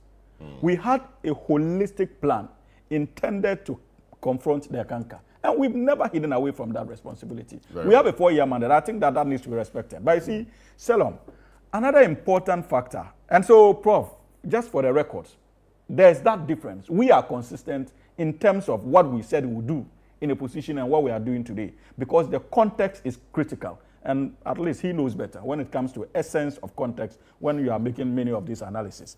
But you see, Selom, there's also another important fact that we are not considering, and that has to do with the deception my brother seeks to peddle this morning about the fact that he's not doing politics, but yet when he opens his mouth, all what he does is the politics of the situation. We are not in any way perturbed by the politicization of the issue. Indeed, as a government that is listening and that is committed to the fight, we believe that responsible politicking would be positive prompters when it comes to the strategies that we have deployed in the sector. And so we are not worried. You can do your politics, but do not attempt to deceive the Ghanaian people that what you are doing this morning is not politics. And it is inaccurate to also quote the president wrongly. And permit me, Selom, you see, the president was asked a question about the fate of many of the golds that was seized, and in some cases, those that came from illegal mining and seized. And he made the point that, look, we are fighting the canker. We have not succeeded yet. And so many of those that we have seized, and amongst other things, we cannot simply throw our hands in despair and decide not to make good use of that gold and the resources that would come from it because it is coming from illegal mining.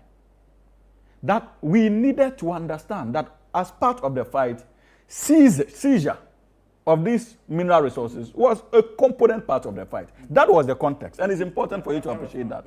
And you see, you can do the maneuvering you want around the subject, but that was the basis of that call, of that statement. And that was where he made reference to the fact that, oh, yes, it is true that the environment was distracted in recovering many of these mineral resources. But the reality is that the preoccupation should now be on reclamation.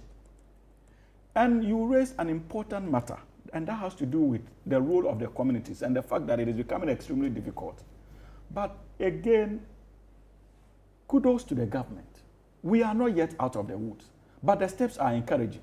Selom, today the government has launched what we call the Arkomze program, because we appreciate that many of our citizens out there who are engaged in it, like you indicated, are unwilling to go and learn other trades. because of the financial benefits they are likely to get or they are getting from that sector. So what this government is saying is that where we are faced with such difficulties, we should be in a position to regulate the trade.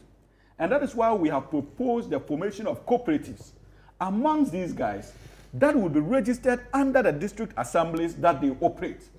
And certain taxes would be assigned to them to be paid to the district assembly so that at least the district assembly can help them in the process of reclamation and filling many of these holes. Very well. And so it is progressive in nature, and that needs to be commended.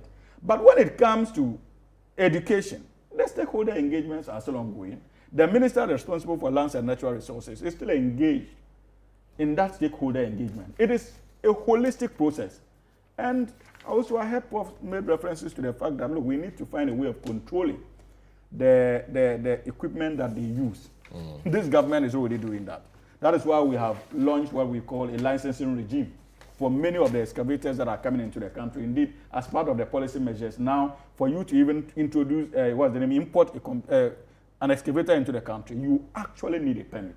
And so these are all intended to minimize the dangerous effects of illegal mining. And lastly, on the press conferences of the Attorney General, you see, my brother made the point that, when the Attorney General held press conferences and gave an update on many of the investigations that they had conducted, then that is the problem of the New Patriotic Party. I remember when we were in opposition, they accused us that we didn't like reading. But clearly, on a daily basis, they fall over themselves to communicate to the Ghanaian people that there are those who are not interested in the art of reading.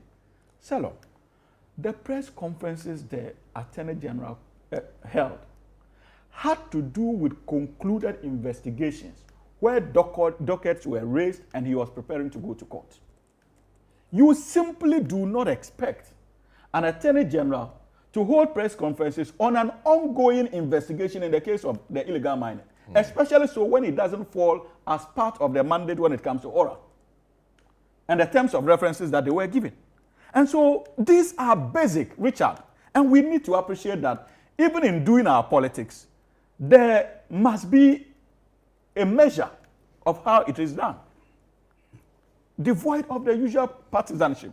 Very well. Let us allow the state to continue this fight. If the MPP is willing and ready to cooperate and support the government in that regard, we have no problem, as for all the citizens of Ghana. But we will not allow the MPP to use their politics, especially when it comes to Galamsey.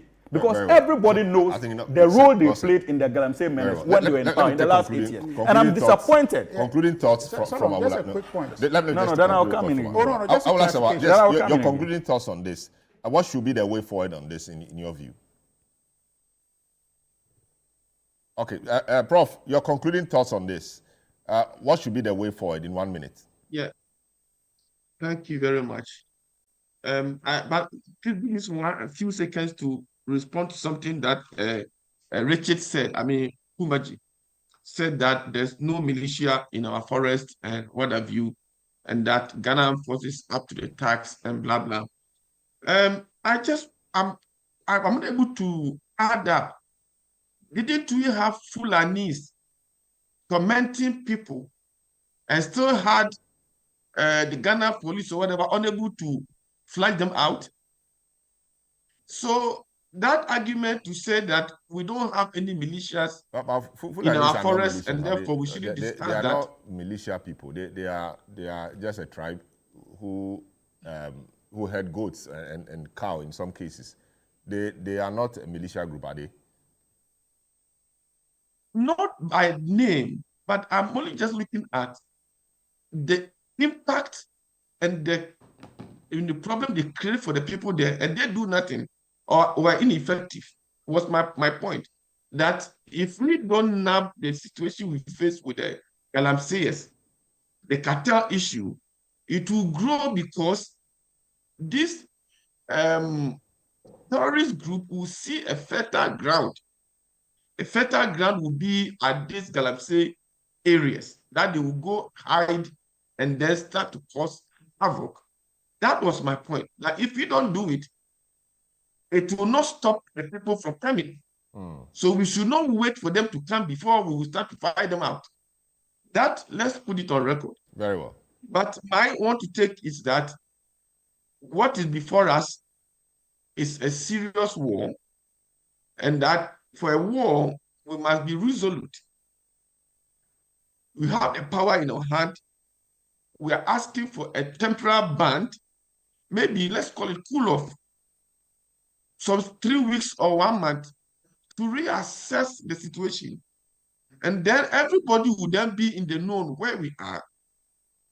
Then always the leadership try to shield and preventing that action. It then creates an environment that there's something being hidden. So I will plead that let's take a step back, give what, let's call it a ban or whichever, if you don't want to use the name emergency, state of emergency, let's call, so that at least we know that within that period, anybody found around those communities or those areas, what are you doing?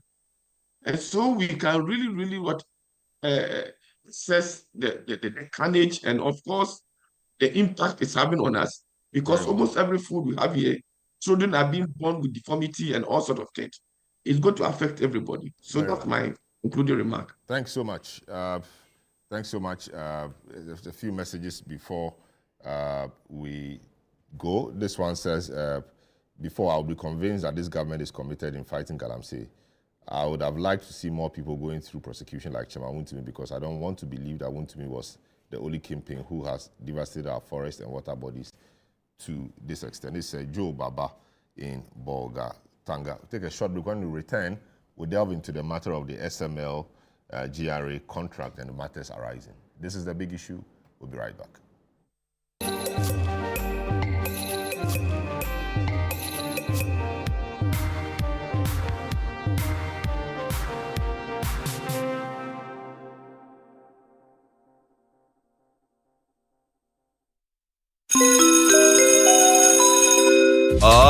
Announcing Ghana's first unlimited photocopier leasing. Yes, from just 983 Ghana cedis, you can lease a multifunctional photocopier and print unlimited. Yes, unlimited and free paper every month. Guess what? That's not all. Toners, repairs, and maintenance all are free. And oh, I'm not kidding at all. And we cover the whole country. Yes, the whole country. What are you waiting for? Just visit us at www.valexlease.com or call 0244 644048. Remember, terms and conditions apply. Valix Lease, affordable document management solutions.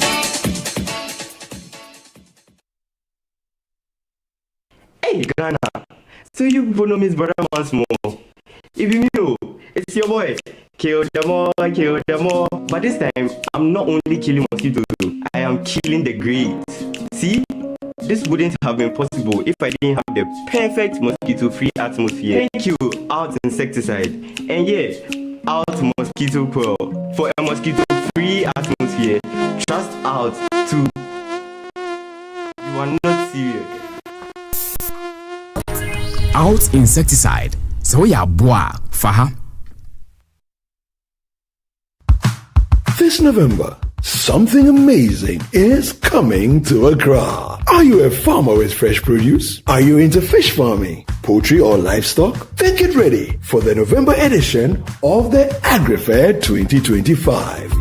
Yes, AgriFair 2025. It's happening on Friday the 28th to Sunday the 30th of November. It's happening at the A4 Southern Children's Park, and it's 10 a.m. to 6 p.m. each day. It's the ultimate weekend marketplace. From fruits and vegetables to poultry, livestock and fish to agri-inputs and processing machinery, all at unbeatable farm gate prices. Whether you're selling or buying, this is your chance to connect, trade and grow. Enjoy the freshest farm produce, sizzling kebabs, and a vibrant marketplace atmosphere all in one space. Register now and secure your spot. Call 0558-973-973 for more information. AgriFair 2025, where culture meets innovation.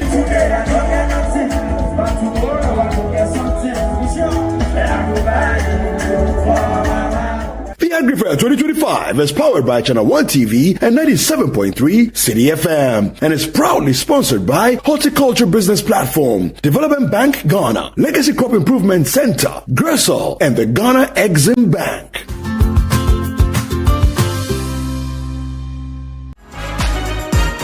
This week on the Upside Down Show, we're taking a trip down memory lane all the way to 97.3 City FM as we celebrate 21 years of relevant radio.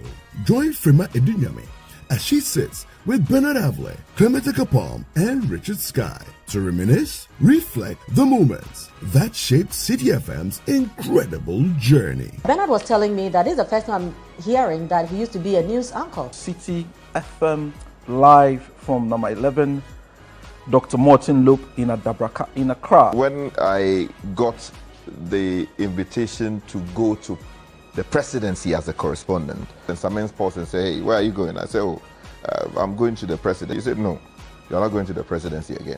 Go to parliament. Because we were young, we were allowed to make mistakes. Okay. But we were not permitted to repeat the mistakes. The station has learned the hard way. You will fail a lot, but you start again. Right. You'll be humble enough to adjust. Let me also say congratulations, to you guys. Yes. You've done amazing. Yeah. A lot of people started this journey. They are nowhere to be found. Make a day this Sunday at exactly 7 p.m. for the Upside Down Show, only on Channel 1 TV.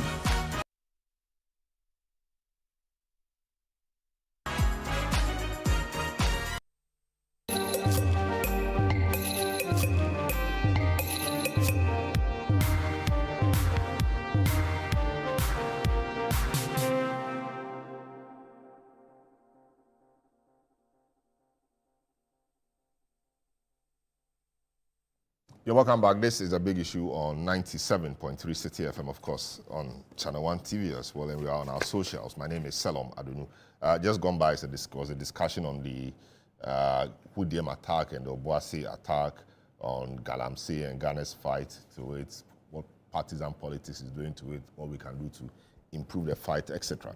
Now let's move to the SML GRA contract matters. And now SML is beginning to fight back. All along it's been the office of the special prosecutor speaking to the press and telling the press what it's been doing, etc., conducting raids in the SML offices, etc. Now the SML itself, through its lawyer, they have also spoken and they have denied any link to Ken Ofori-Atta, because the thing was that one of the matters the OSP is looking at in respect to Ofori-Atta is the SML contract. They have also defended the owner's independence and have written to the president telling him their side of the story and asking the president to reconsider his decision to terminate the contract. They also threw in a veiled threat that terminating the contract could lead to a judgment debt because they feel that the contract was clean, good, and in accord with law. And there's nothing wrong with the contract that should occasion a termination. So that is their position, and that is where we are now. And the gentleman, our colleague, Manasseh Azuri-Awuni, who has been on the matter, joins us on the line to provide some context, and then we can take a discussion up from there. Hello, Manasseh. Good morning. Welcome to the program. Good morning, Selom, and thanks for having me. It's a pleasure, as always. Now, of course, we've been following the SML matter. Thanks to your work with the Fourth Estate also and all that you do. Now, OSP is taking over the matter. People think the OSP should be a bit more should be a bit more swift or swifter, should be a bit swifter with the matters than it is now. Nonetheless, said they've conducted a raid in the offices and they are building some more case against SML. SML is now spoken and said that they are clean and that there's no connection between the company and Ofori-Atta asserting independence of their boss or their founder, etc., etc. I want you to do two things for me. Give me a quick background into the whole investigation and tell me what you make of the OSP's actions and the recent response from the SML. Thank you very much, Selom. SML has always been speaking and churning falsehood only that this time that falsehood is coming from a lawyer instead of their communication people and their media or pro-SML media folks. The story is quite simple. In February 2017, we had a new government takeover a month earlier, and a company named Strategic Mobilization Enhancement Limited, SML. And then a few months, 3-4 months later, this company, without ever doing any work anywhere, was shortlisted for a single source procurement contract with the GRA. And that was when the Public Procurement Authority raised red flags. There are procedures and then qualifications for this single source procurement. It had to be an emergency situation, or that no any other company could provide this service, or that the SML had proprietary rights over this service, which we know the company had never done anywhere and could not have had any proprietary rights. What it did was just to buy meters and install them and some other services. So that is when how it started.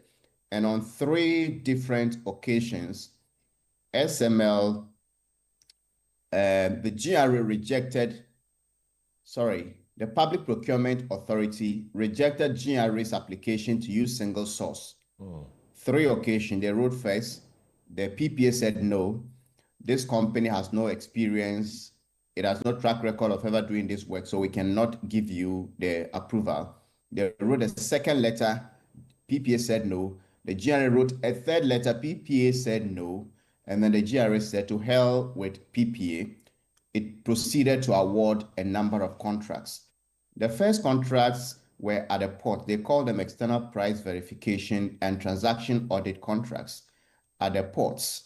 These are things that the GRA's customs division was already doing.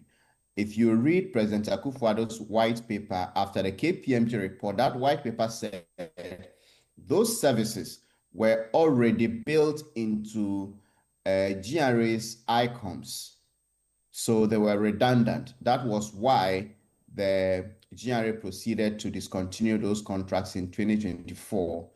But not just the discontinuation, we have paid over 500 million Ghana cedis for that component of the contract.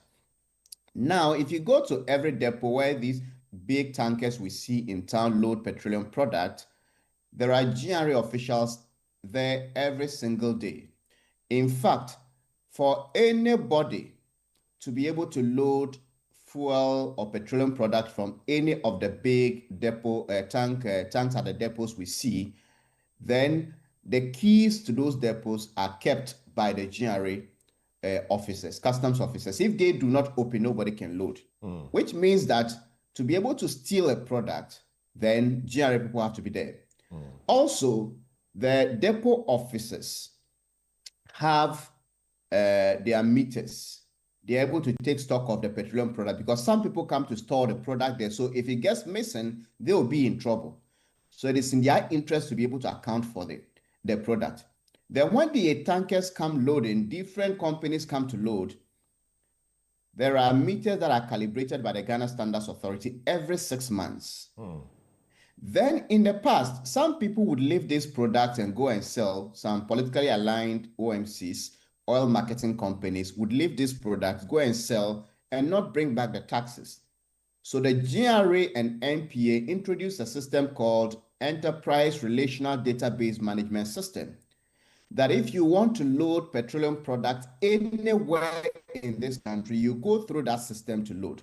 If you owe taxes, you'll be logged out. You can't even place an order. This solves that problem of under declaration and people not bringing back taxes and all, because the GRA has to clear you on that platform, the NPA has to clear you, and the BDCs or those that own those petroleum products and even the depots have to clear you before you can load. Besides that, the final permission to load is authorized by GRA people. When you go through all this system, it is printed and given to you to get to the loading gantry and load, where there are meters there. These meters record the volumes lifted. It is transmitted through this ERDMS, transmitted into the customs system, which they call ICOMS. So when we spoke to the customs people, they said that once you are able to account for your volume, then you can account for your taxes. Then they employed the services of two companies, Nationwide Technologies Limited and Rock Africa, which were also undertaking fuel marking and then the tracking of these trucks to avoid or curb diversion and dilution. All of these were put in place and the benefits were obvious. Then a company called SML, which had changed its name from SML to SML, was brought into the field to also do the measuring of the volumes.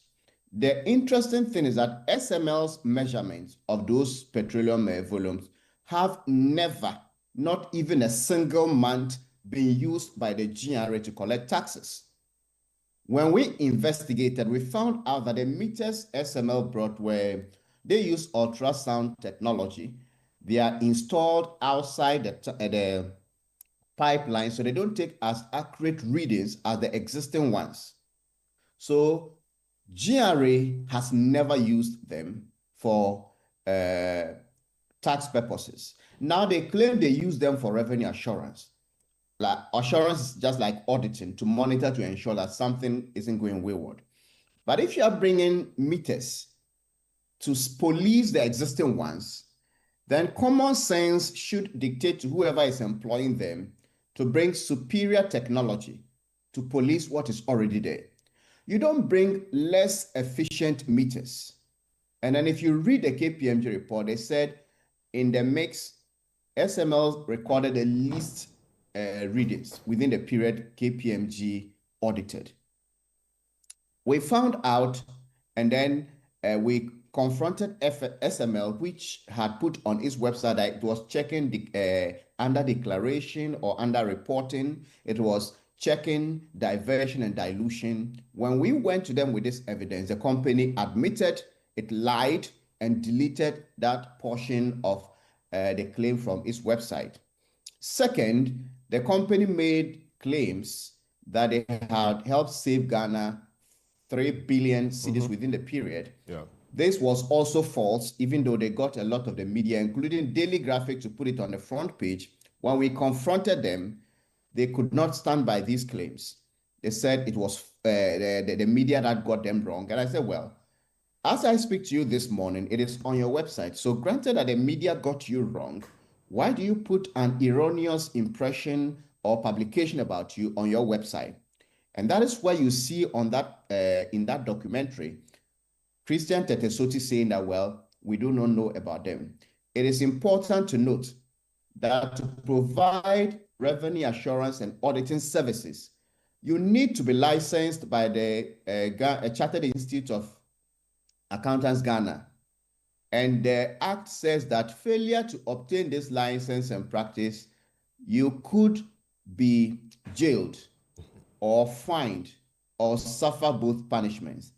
SML does not have that license to do the work it is doing.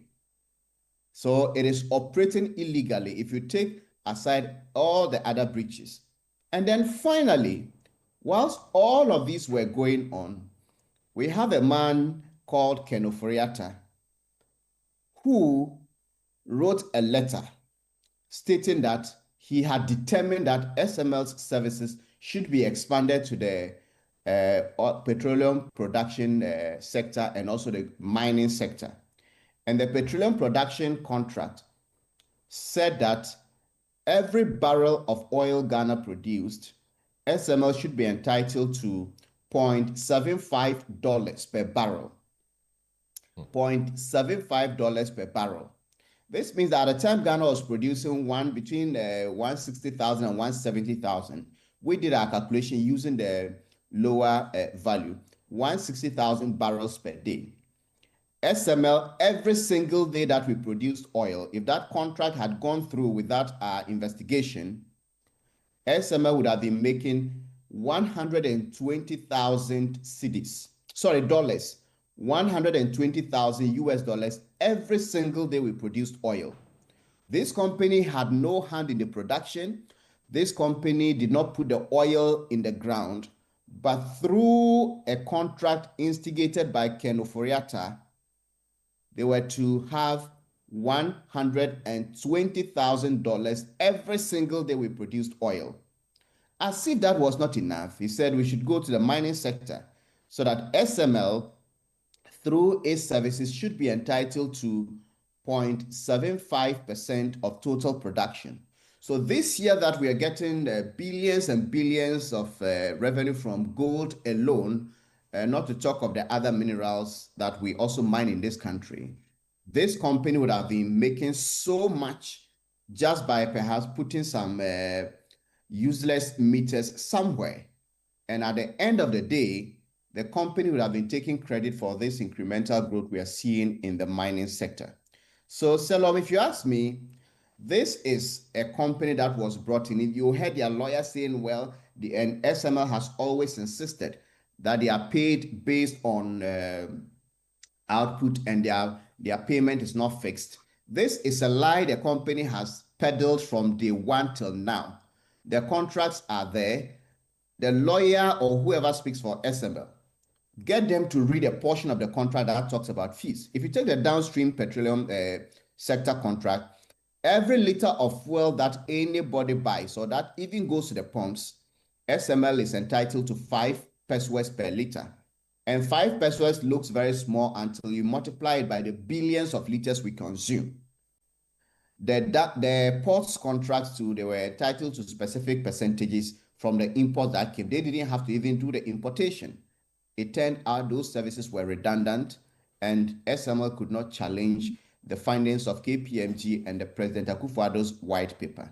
So if you ask me, this is a company that was brought in and modeled along the lines of that document we saw, Ejapadia, like transferring public resources, public wealth in the mining sector, in the petroleum sector, upstream where we produce, the downstream where we import and consume, and the port. These are about the most assured and constant revenue streams of the country.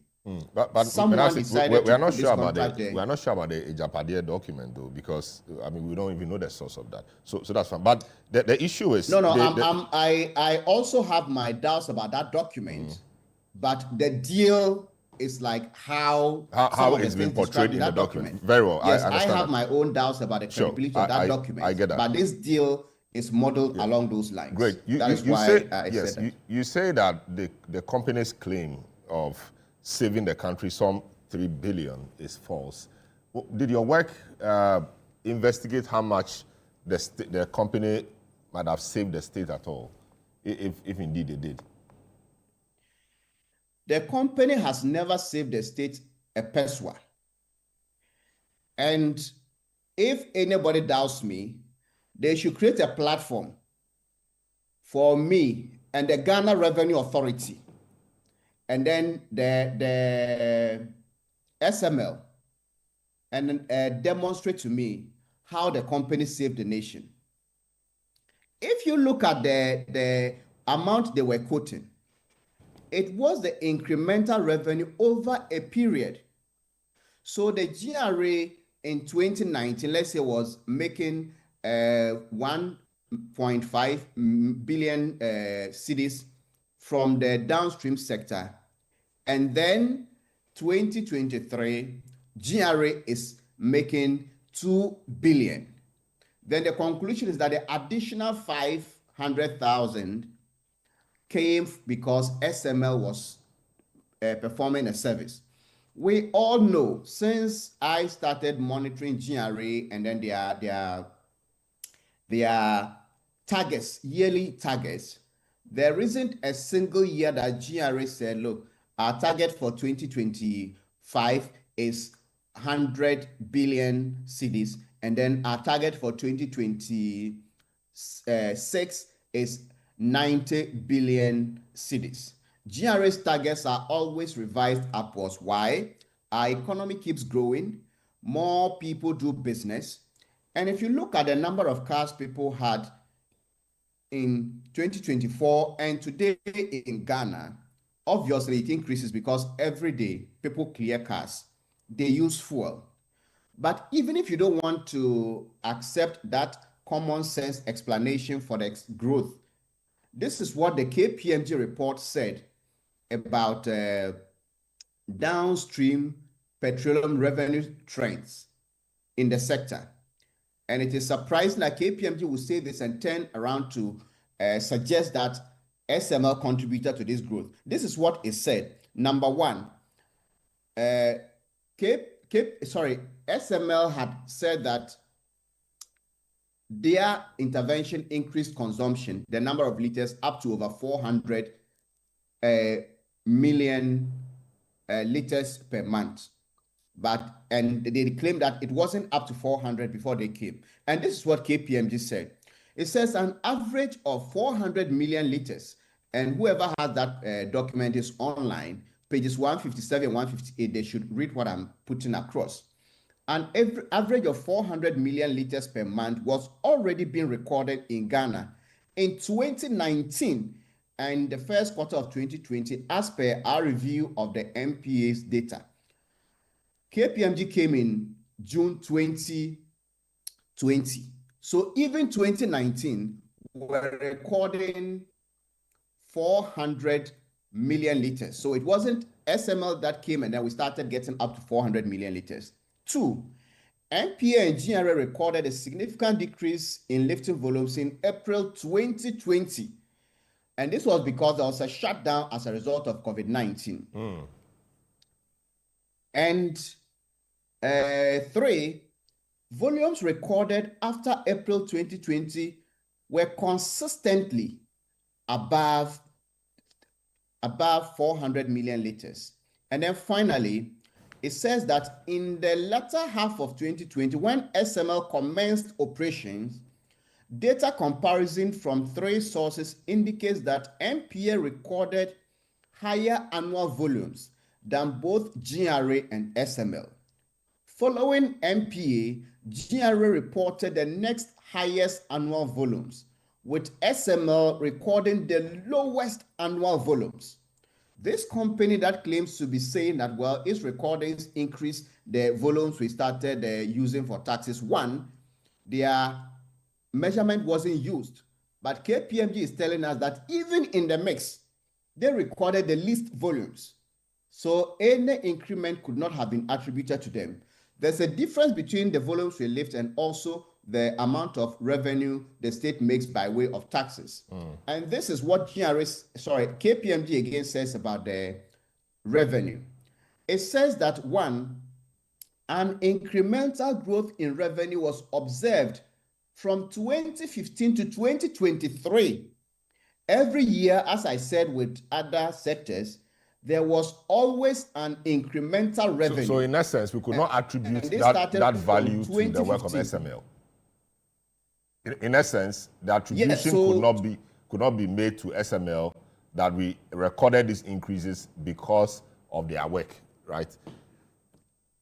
No, SML came in 2020, the latter part of 2020, the second half of 2020. Okay, so there was already, so right from the history. went as far back as to 2015 and said, yes, so the point I'm making is that every single year there was an increment. So if post the year SML came, there is still an increment. It is nothing new, more or less.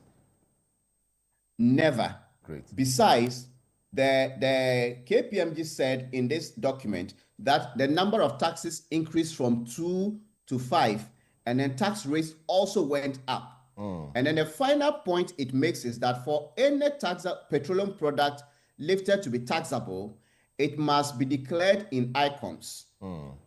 GRA's records of petroleum volumes lifted, taxable and non-taxable, are transmitted from MPA's ERDMS systems into ICOMS. So even if SML recorded higher figures, we are told they recorded the lowest figures, but even if they had recorded the highest figures, they could not still have gotten themselves into this equation. Why? Whatever that was used for tax came through NPA system. And remember, I said at the beginning that these companies' recordings or measurements were not used because theirs were not as accurate as the ones that came through the NPA and ICOMS. Very well. So it beats one's imagination why maybe someone, including KPMG, would say this and again go to conclude that SML services may have led to this increment. And this is shameful because when KPMG was appointed by Hwidiem to audit these transactions, some civil society groups raised questions that KPMG was providing services and being paid by the GRA. So there was some conflict of a sort. Now we know that a senior partner at KPMG who was there and perhaps may have even helped supervise this report is now the GRA's Commissioner General. And it's surprising that we are still seeing letters from GRA saying this. And let me just add finally that the Commissioner of Customs at former Commissioner of Customs at the GRA now works for SML. That's Christian. The former head of legal. Yes. No, he's Philip. Okay. Yes. Christian Soti was the technical advisor to the Commissioner General of GRA. Yeah. Of GRA at the time this contract was being signed. So it is presupposed that per his duties, he may have even had a say in advising the Commissioner General of GRA. He too is now the Managing Director of SML.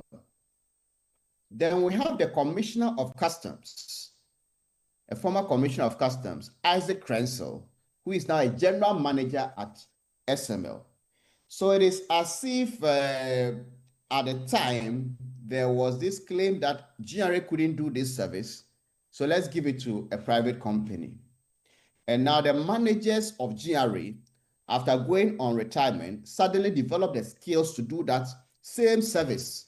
So they have come here on the other side to manage SML staff to perform the same service to GRA. Very well. Where they left and could not have done this. So very well. It is such a murky transaction, and if anybody says no laws were breached, then maybe that person doesn't know these facts, or the person knows these facts but decides to go out and peddle falsehood. Very well.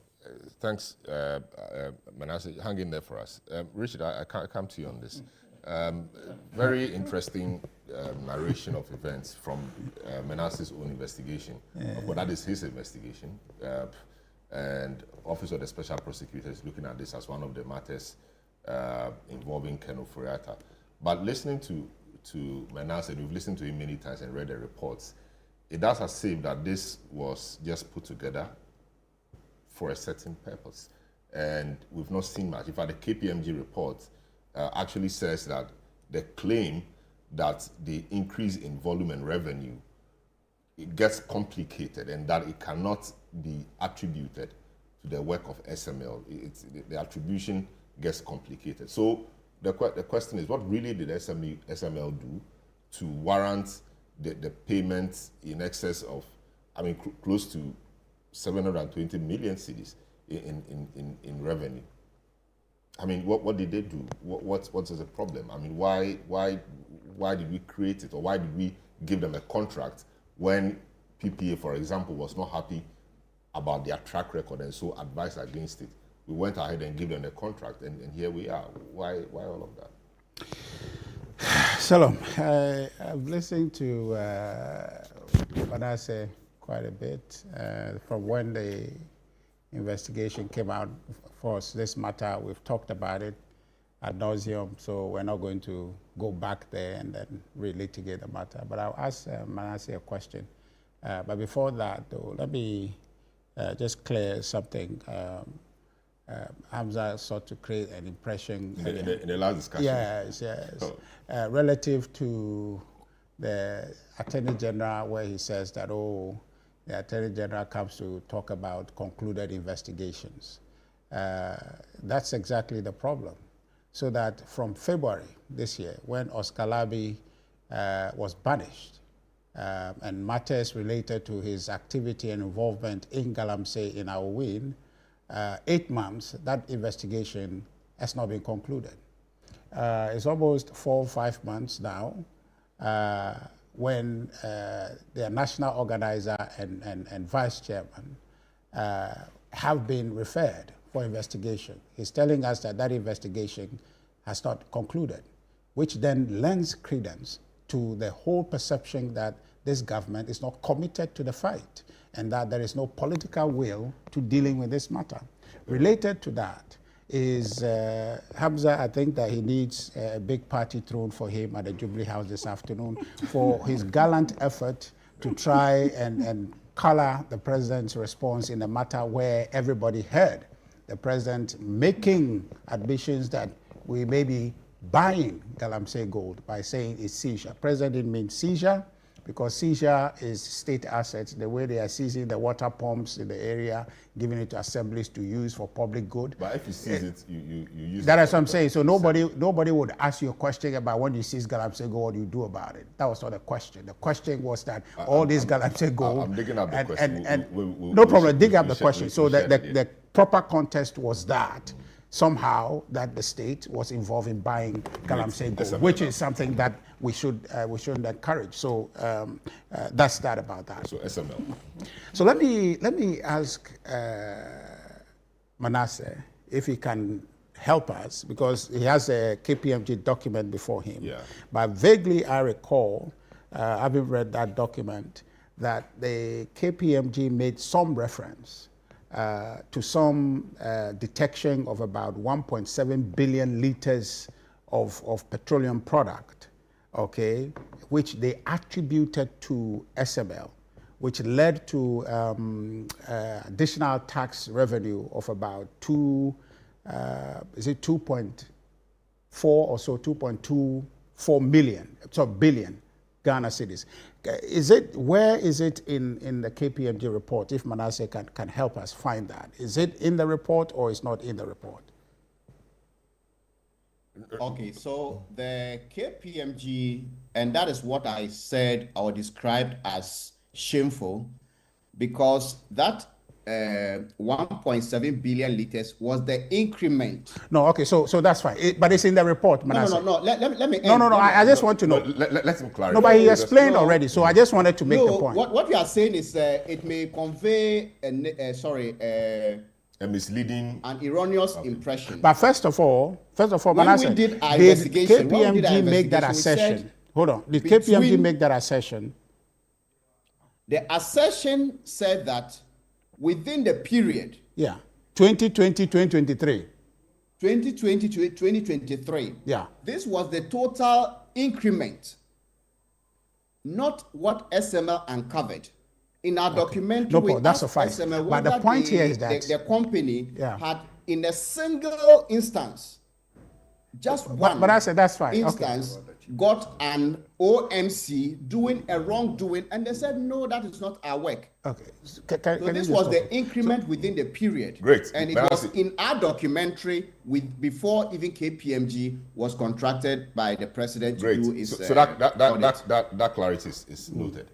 Thank you, Manasseh. I think that I admire Manasseh and I don't mean that in any patronizing way at all. Him and I think I stand with Hamza in commending Erastus for what they are doing. It's a brave enterprise they're engaged in, and they need all the support and protection. But I just want us to do so with utmost honesty in the matter. SML came in 2020. We are seeing incremental, detection. And the question is that before that, okay, what was happening, the rate at which this was going. And in the report, KPMG actually attributed that to SML. Salom, today we can say crime is gone up, or we can try to blame the police if we see crime. But where there is no crime, we don't praise the police that they are working so that we haven't seen any crime. You get the point I'm trying to make. So SML came in, then we started recording this increments, and somehow we are told that, oh, those things were happening before. The point is that why were they happening before if you said the systems that existed were so robust? So it means that even with SML, we're still losing stuff. Before SML, we're losing money. And so if you want to be honest, is it out of line to say that their introduction has contributed to that recovery? It won't be difficult to say that. It won't be difficult. So, but if you want to be disingenuous, then you totally write them off and say, oh, they have not brought any addition to the performance of GRA. The question we must answer, and I am not seeking to defend SML in any way, shape, or form. They have capable people defending them. But I want us to also focus. What is the nature of the contract given to SML? SML was brought in to say that if you can help us recover, increase our revenue collection, you get a certain percentage. But if you don't, if we don't realize any increase, sorry, you get nothing. In the nature of the contract, you pre-finance all the undertaking that lead to you helping us recover. And if in the process of you making that investment to help us recover, if we don't recover anything at all, sir, it's a bad investment you've made. So in essence, the contract is a risk-reward contract. There is nothing comforting about that kind of contract. There's nothing. It's like me calling you or you calling me and say, look, Richard, make sure that our sales in terms of ad placement at Channel 1 goes up. And if it goes up, or it goes up, you get a percentage of the revenue. You don't give me transport, I go out there and I do my own shopping around to get people to come. And if you, playing honest, and you see that, yes, Richard came in and we didn't give, and somehow our revenue or ad placement is going up, and you give me something, that's something somebody is saying that is illegal? I don't get it. Look, I have not been able to talk about the matters relating to the procedural aspect of the contract, which is the procurement issue up and down. That I don't want to talk about that because that even the KPM reports, they say, well, there were challenges with that one. I don't want to go into that. But I'm talking about a substantial matter of revenue, which as a state, we are interested in. We've had conversation in this country about how much revenue we are getting, how much more we can do. That sector you are talking about, there's a lot of corruption there. So what you need is more policing, more eyes to be able to get the full benefit of what goes in there and not less. There are instances where OMCs would owe in taxes so much that the state will have to write them off. SML's insertion has impact on that because there was they have a mechanism that shuts your ability to load when you reach a certain tax threshold. So it's an addition that was going to help us solve a problem. So that aspect, I think that it is out for us to have a conversation. But Selom, are you aware of this letter issued by GRA? By their lawyer, indicating that SML has performed, has delivered on this contract. Is it the same lawyer who has moved to SML? No, it's not the same lawyer. I don't know any lawyer who has moved to SML. But if any lawyer has moved to SML and was given the indication whilst he is still at post at GRA, I take that. You understand? Whatever he does after issuing that letter is his business. But his issue, but that's not what I think. His name is Christian Saba or something like that. It's not Christian Saba. Okay, that's the acting. So he issued that letter. Okay, and it's on your portal. It's on My Joy. No, My Joy. Saba is acting. If it's the one you're talking about. Yes. The letter was issued under his hand. Called by OSP to answer some questions. Yeah. Okay? So I'm saying that the institution, not Manasseh, not me, not you, the institution at the center of this, who saw a need to bring a third party who they have not pre-financed, said that take a risk and help us recover. If we do, you get a benefit out of what the recovery is or the realization is. I don't think that in any world is a bad deal. In this country, if we can get a lot more setups such as that to help us rake in more revenue, which has been our Achilles heel in terms of funding development, I think we should go for it. There are matters related to procedural issues, I won't go into that, but let's not create the impression that the setup of SML was needless, because that's the perception that it was created. And in that KPMG report, which Manasseh quotes elaborately, suggests that there are some gains, significant gains, attributable to their introduction. And I think that we should have the conversation from that standpoint. And also the comfort from GRA issuing that. Per their assessment, they have done the work they were asked to do, and that their work has been consequential in effect. I think that if we have concerns about irregularities and matters related to that, let's deal with it. But if we can find and objectively find that they have done something good, let's encourage it. Let's encourage other people to do it so that this state called Ghana can get more revenue. But the challenge, having said that, okay, so for me, on the matter of SML, go ahead and prosecute if you want to. But the challenge I have, again, is the media characterization of the whole thing as criminal. Already beforehand. Beforehand. The media has said, well, the SML deal is criminal, or the OSP. The people, yes, the OSP. The OSP, but this is not media, it's the OSP. OSP speaks. But he's talking to the media. Yeah, the media reports. I'm not saying you, the media, are saying. I'm saying in the media. You said that the media's characterization. No, I'm saying the media characterization. So what we are saying today, hold on. report it because that's what you have said. I'm not faulting the media. But point was that the media characterization of the SML undertaking as criminal by the people who are investigating the process, who know so well that they cannot reach that conclusion by virtue of their own findings. Yeah, but that's their suspicion, and that's what they take to court. That's their allegation they make. But you haven't waited for me to finish. That's why the media is in it. Okay? Why is that in the media, not in the courtroom? See? So there's an undertaking. The Attorney General is engaged in that. Okay. But this is an OSP. The Attorney General is engaged in that. The OSP is engaged in that. They are not going to court. They are dealing with matters in the media, which is creating a social perception against those people. Now you open your lines or do any study or any poll on your radio station and all that, and ask people to tell you their perception about SML.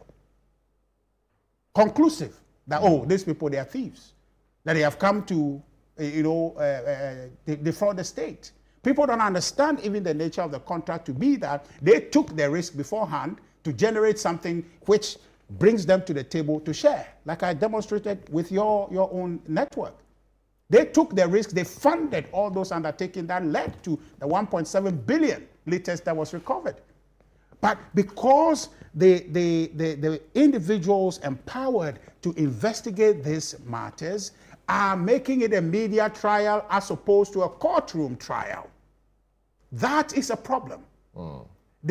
It's exceeding. You, the media, will have to report. Even in the courtroom, but the OSP, even in the courtroom, you report. The OSP is under obligation to publish works it is doing periodically. So if the OSP tells you that I'm dealing with SML, express obligation. Yes, they have to publish cases they are dealing with periodically. So you publish the case that we are dealing with SML.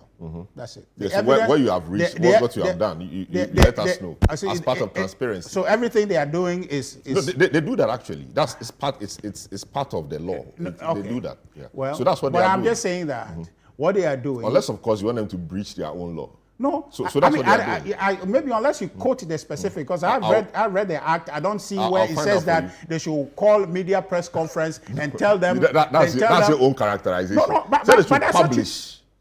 Okay, so publish means the press conference and tell people, make the public aware. I'm coming. Putting spin on the thing as though people have committed crime. I don't know about and you have seen, of course, that's what we have seen. 2 minutes. Oh, Yes, no, I'm coming. Just come, I'm coming. You have the rest of it. So the truth is that has created a problem. And so we think that this ought to stop. So that we can focus on the issues. These things should be dealt with in court when it is conclusive. The punishment thereof, or the guilt or the lack of it thereof, will be brought to us as citizens to engage, so that the OSP, if in the law, it should be repealed. I don't see the productive. Yes, I don't see the productive use of state time to come and tell us beforehand when you have not secured any conviction.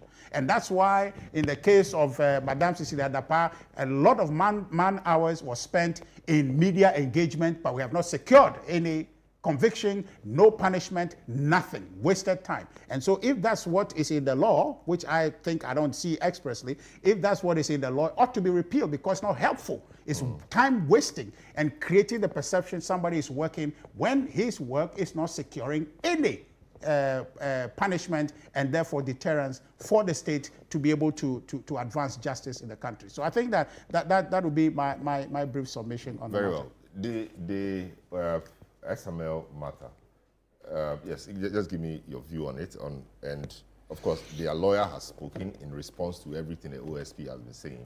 And they think that we are likely to incur judgment debt because they feel the contract is clean, the contract was regularly signed, and any attempt to terminate it as we are seeking to do will lead to dire consequences for the state in terms of judgment debt, which may be needless.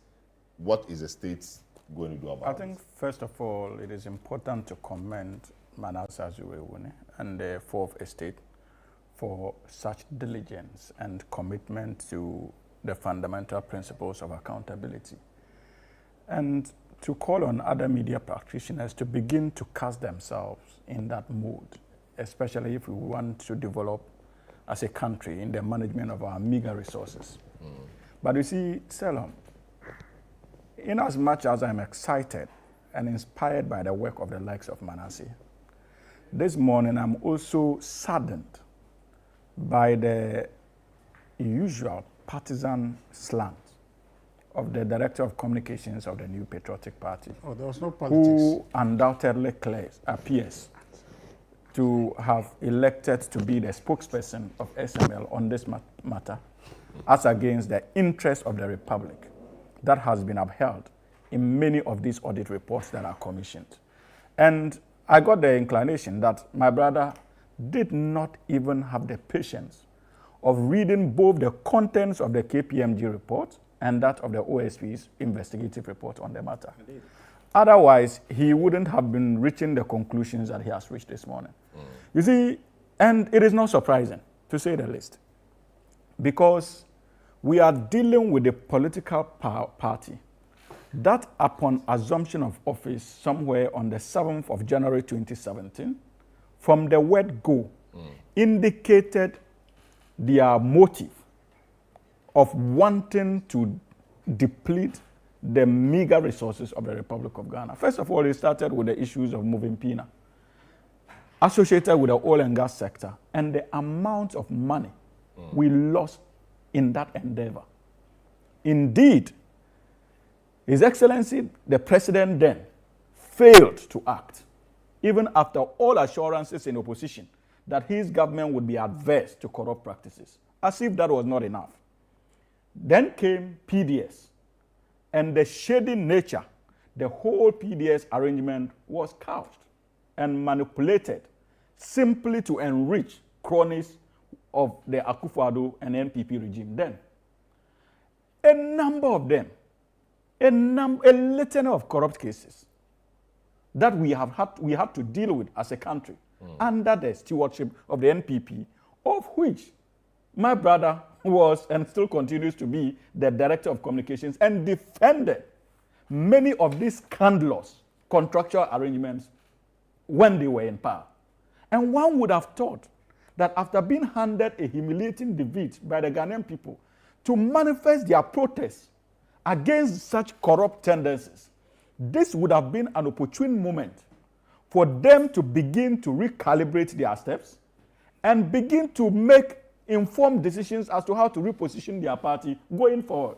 Hopefully for the Ghanaian people to forgive them. But unfortunately, these people are still committed to defending the corrupt legacies of the Nana Addo Bawumia regime that brought us here in the first place. Selom, look at the murky nature of the events surrounding SML. You think that it is acceptable for state functionaries? In most cases, some of them were technical advisors, even to the head of Ghana Revenue Authority, Commissioner General. For such same people who offered advice for us to enter into such dubious contracts, to suddenly in no time turn and work for those companies without us raising legitimate concerns. If you look at the audit report, it will depend on the contracts they have. Please. It will depend on the but it may not be illegal. It may not. Oh my goodness. It may not be illegal, but it may raise moral issues. When it Yeah, comes but moral to is not the law. I get No, it. when it comes to corruption, there are legal undertones of corruption and there are ethical undertones of corruption. And you cannot discount those ethical principles, especially when it comes to the fight against corruption. And as a politician, you ought to know this, Richard. No, I'm just saying that there is none. Please. Yeah, they don't I'm breach demonstrating any that ethical standard. I'm They demonstrating not breach that. any law. So If you the make it law, like if the that, then institution, are when you were misleading speaking, us. I was quite No, it's okay. But it's friendly. I'm just trying to understand, to let you know. First of all, like Manasseh indicated, the Public Procurement Authority had cause on 3 different occasions to reject that contractual arrangement. Because in its findings, it was convinced that there was something amiss as far as the whole engagement was concerned. That is a state-mandated institution intended to check incidents of corruption. Reached that conclusion on 3 different occasions. Procurement. Are you there? Yes, The procurement. Public Procurement Authority. No, I just want to say what you mean. Yeah, go ahead. You understand? So, but they rejected same. Because there was something fishy. Again, based on the same KPMG report that you seek to use to defend SML, they themselves categorized the breaches into 3. And permit me, Selom, just to make reference to the report. Now, they had the first aspect of it that had to do with redundant services and stakeholder exclusion. And Manasseh made that point beautifully. Because even at the time that Ken Ofori-Atta instigated the arrangement, we had about 2 companies, especially in the downstream petroleum sector, that were already engaged in revenue assurance. One was they called it the EDMS, Enterprise Relational Database Management System.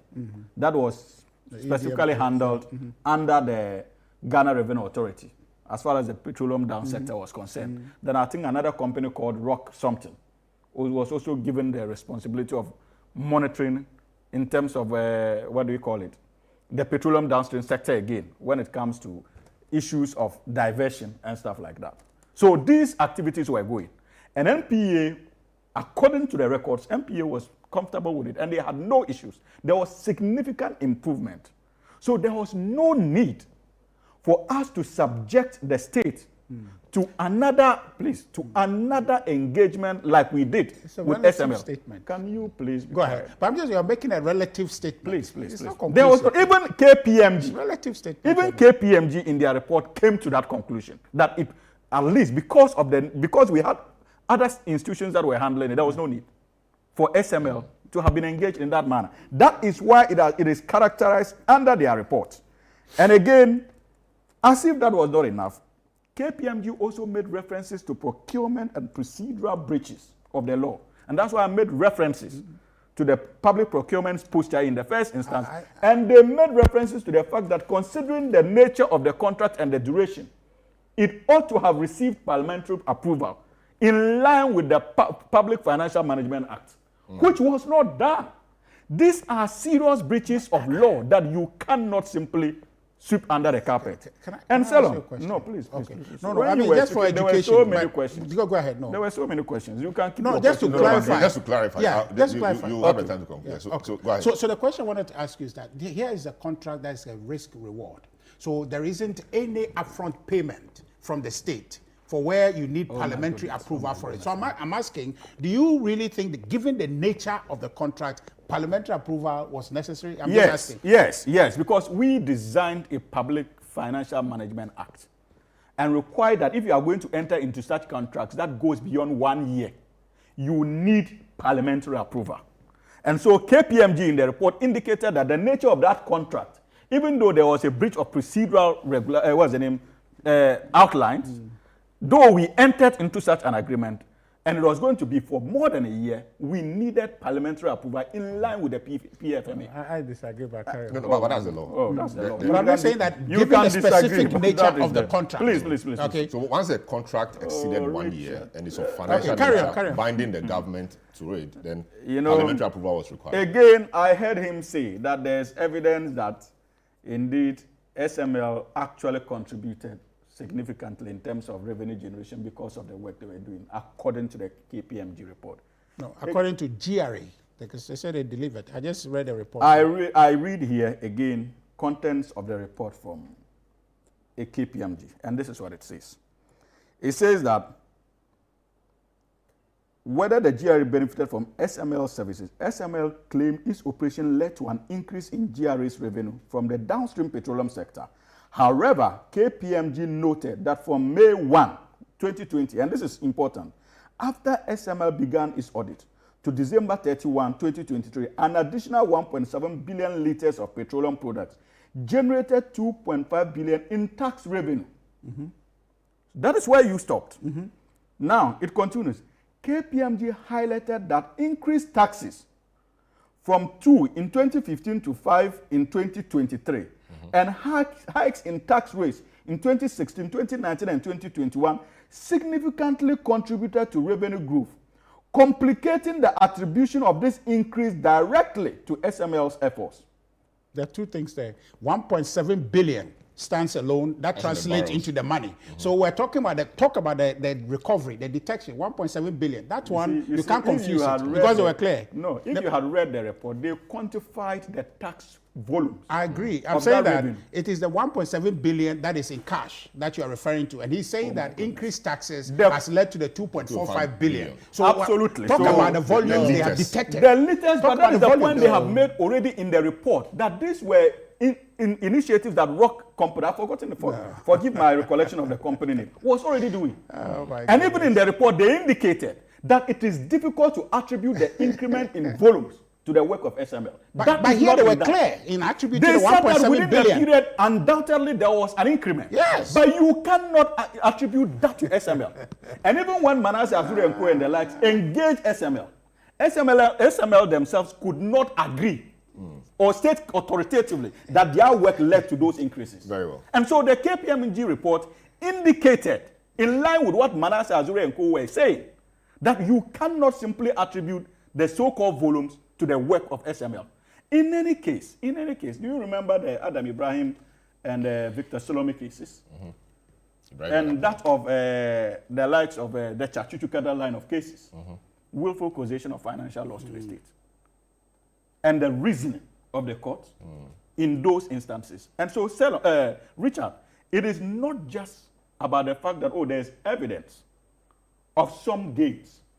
When we are dealing with the law on willful causation of financial loss to the state, the conduct of Ken Oforiatta and certain officers at GRA would be measured against what the country could have gotten or what the country has lost as a result of that decision. Very well. We are dealing with a situation where the amount of money that was signaled to be paid to SML constituted in excess about more than allocations made to 19 ministries.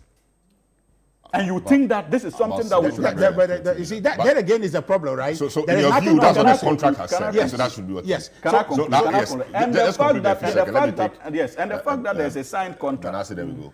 The fact that there's a signed contract does not mean that the state cannot investigate, first of all, the appropriateness of that contract and as to whether indeed it falls within the legal architecture of contractual arrangements, and also proceed to investigate whether indeed there are corruption allegations in those contracts. Very well. Nothing So it's a good place to end. Let me go to the claim they are making. All right. So Menashe, you have the final word on this. Judgment. So where do we go from here? And you have done in 1 minute. You have 1 minute or less to. So where do we go from here, Menashe? Finally. No, I think it is important to correct some falsehood that Mr. Hiangba has peddled on your show. Let me just quote something President Akufo-Addo's white paper on the KPMG report said. Quickly. On page 4 of that report, paper signed by Eugene Ahim. On the recommendations, the president said, point 2, the transaction audit and external price verification services may also be terminated. According to KPMG's findings, GRA obtained partial value or benefit from those services. This was also due to the lack of monitoring on the part of GRA to ensure that SML performed the services as stipulated in the contracts. Now, this is the most important part. KPMG's investigation found that GRA has introduced external verification tools as part of ICOMS, among its other functions. This renders the reliance on SML for external price verification redundant.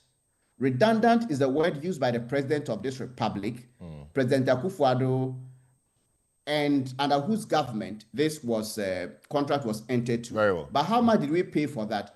506 million cedis for something that is redundant. In 2024, when this report was made, we paid 166 million cedis. Now, he says it's disingenuous to say that SML did not contribute to the growth.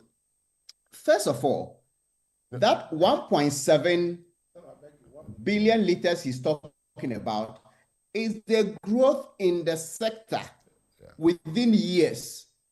It has nothing to do with SML. He keeps saying it was recovered. Take it from me, nothing was recovered. If anybody lies anywhere that any product was recovered, ask from whom, from which company was it recovered? Very well. SML said to us in a documentary that they are not doing that. Two, SML, GRA is an accomplice. So GRA's letter cannot in any way. So very well. So Menashe, I think we'll continue. We did it last week. I'm sure it will continue. Yeah. So your claim is that you did not peddle falsehood. You need to apologize for No. He said you did. He said I peddled falsehood. I didn't. I referred to the report. Yes. He picked and chose and did not refer to that point. So the report said 1.7 billion liters, which translated into 2.75. Attributable to SML. Is that not attributable? No, it's attributable. Not recovered by SML. It's attributable. The attribution is That's what I'm complicated. saying. No. All right. So anyway, I also made the point about GRA, which has run out of time. This is how we conclude today's edition on this note. Thanks so much for doing the listening and the viewing. My name is Selom Adonu. We'll catch you same time next week. Have a good afternoon.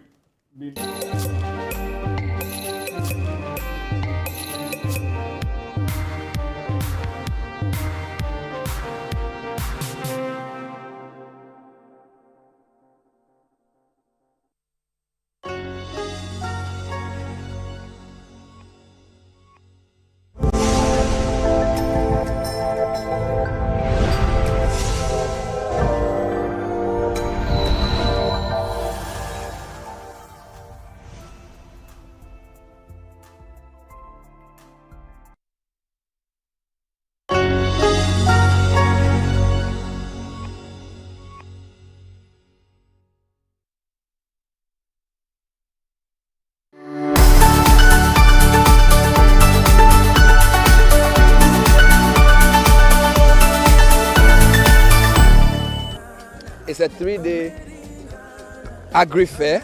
Started on Friday. Today is our second day and we are on till Sunday. Over 100 exhibitors of various food items. And today when we got here, the rain did something small.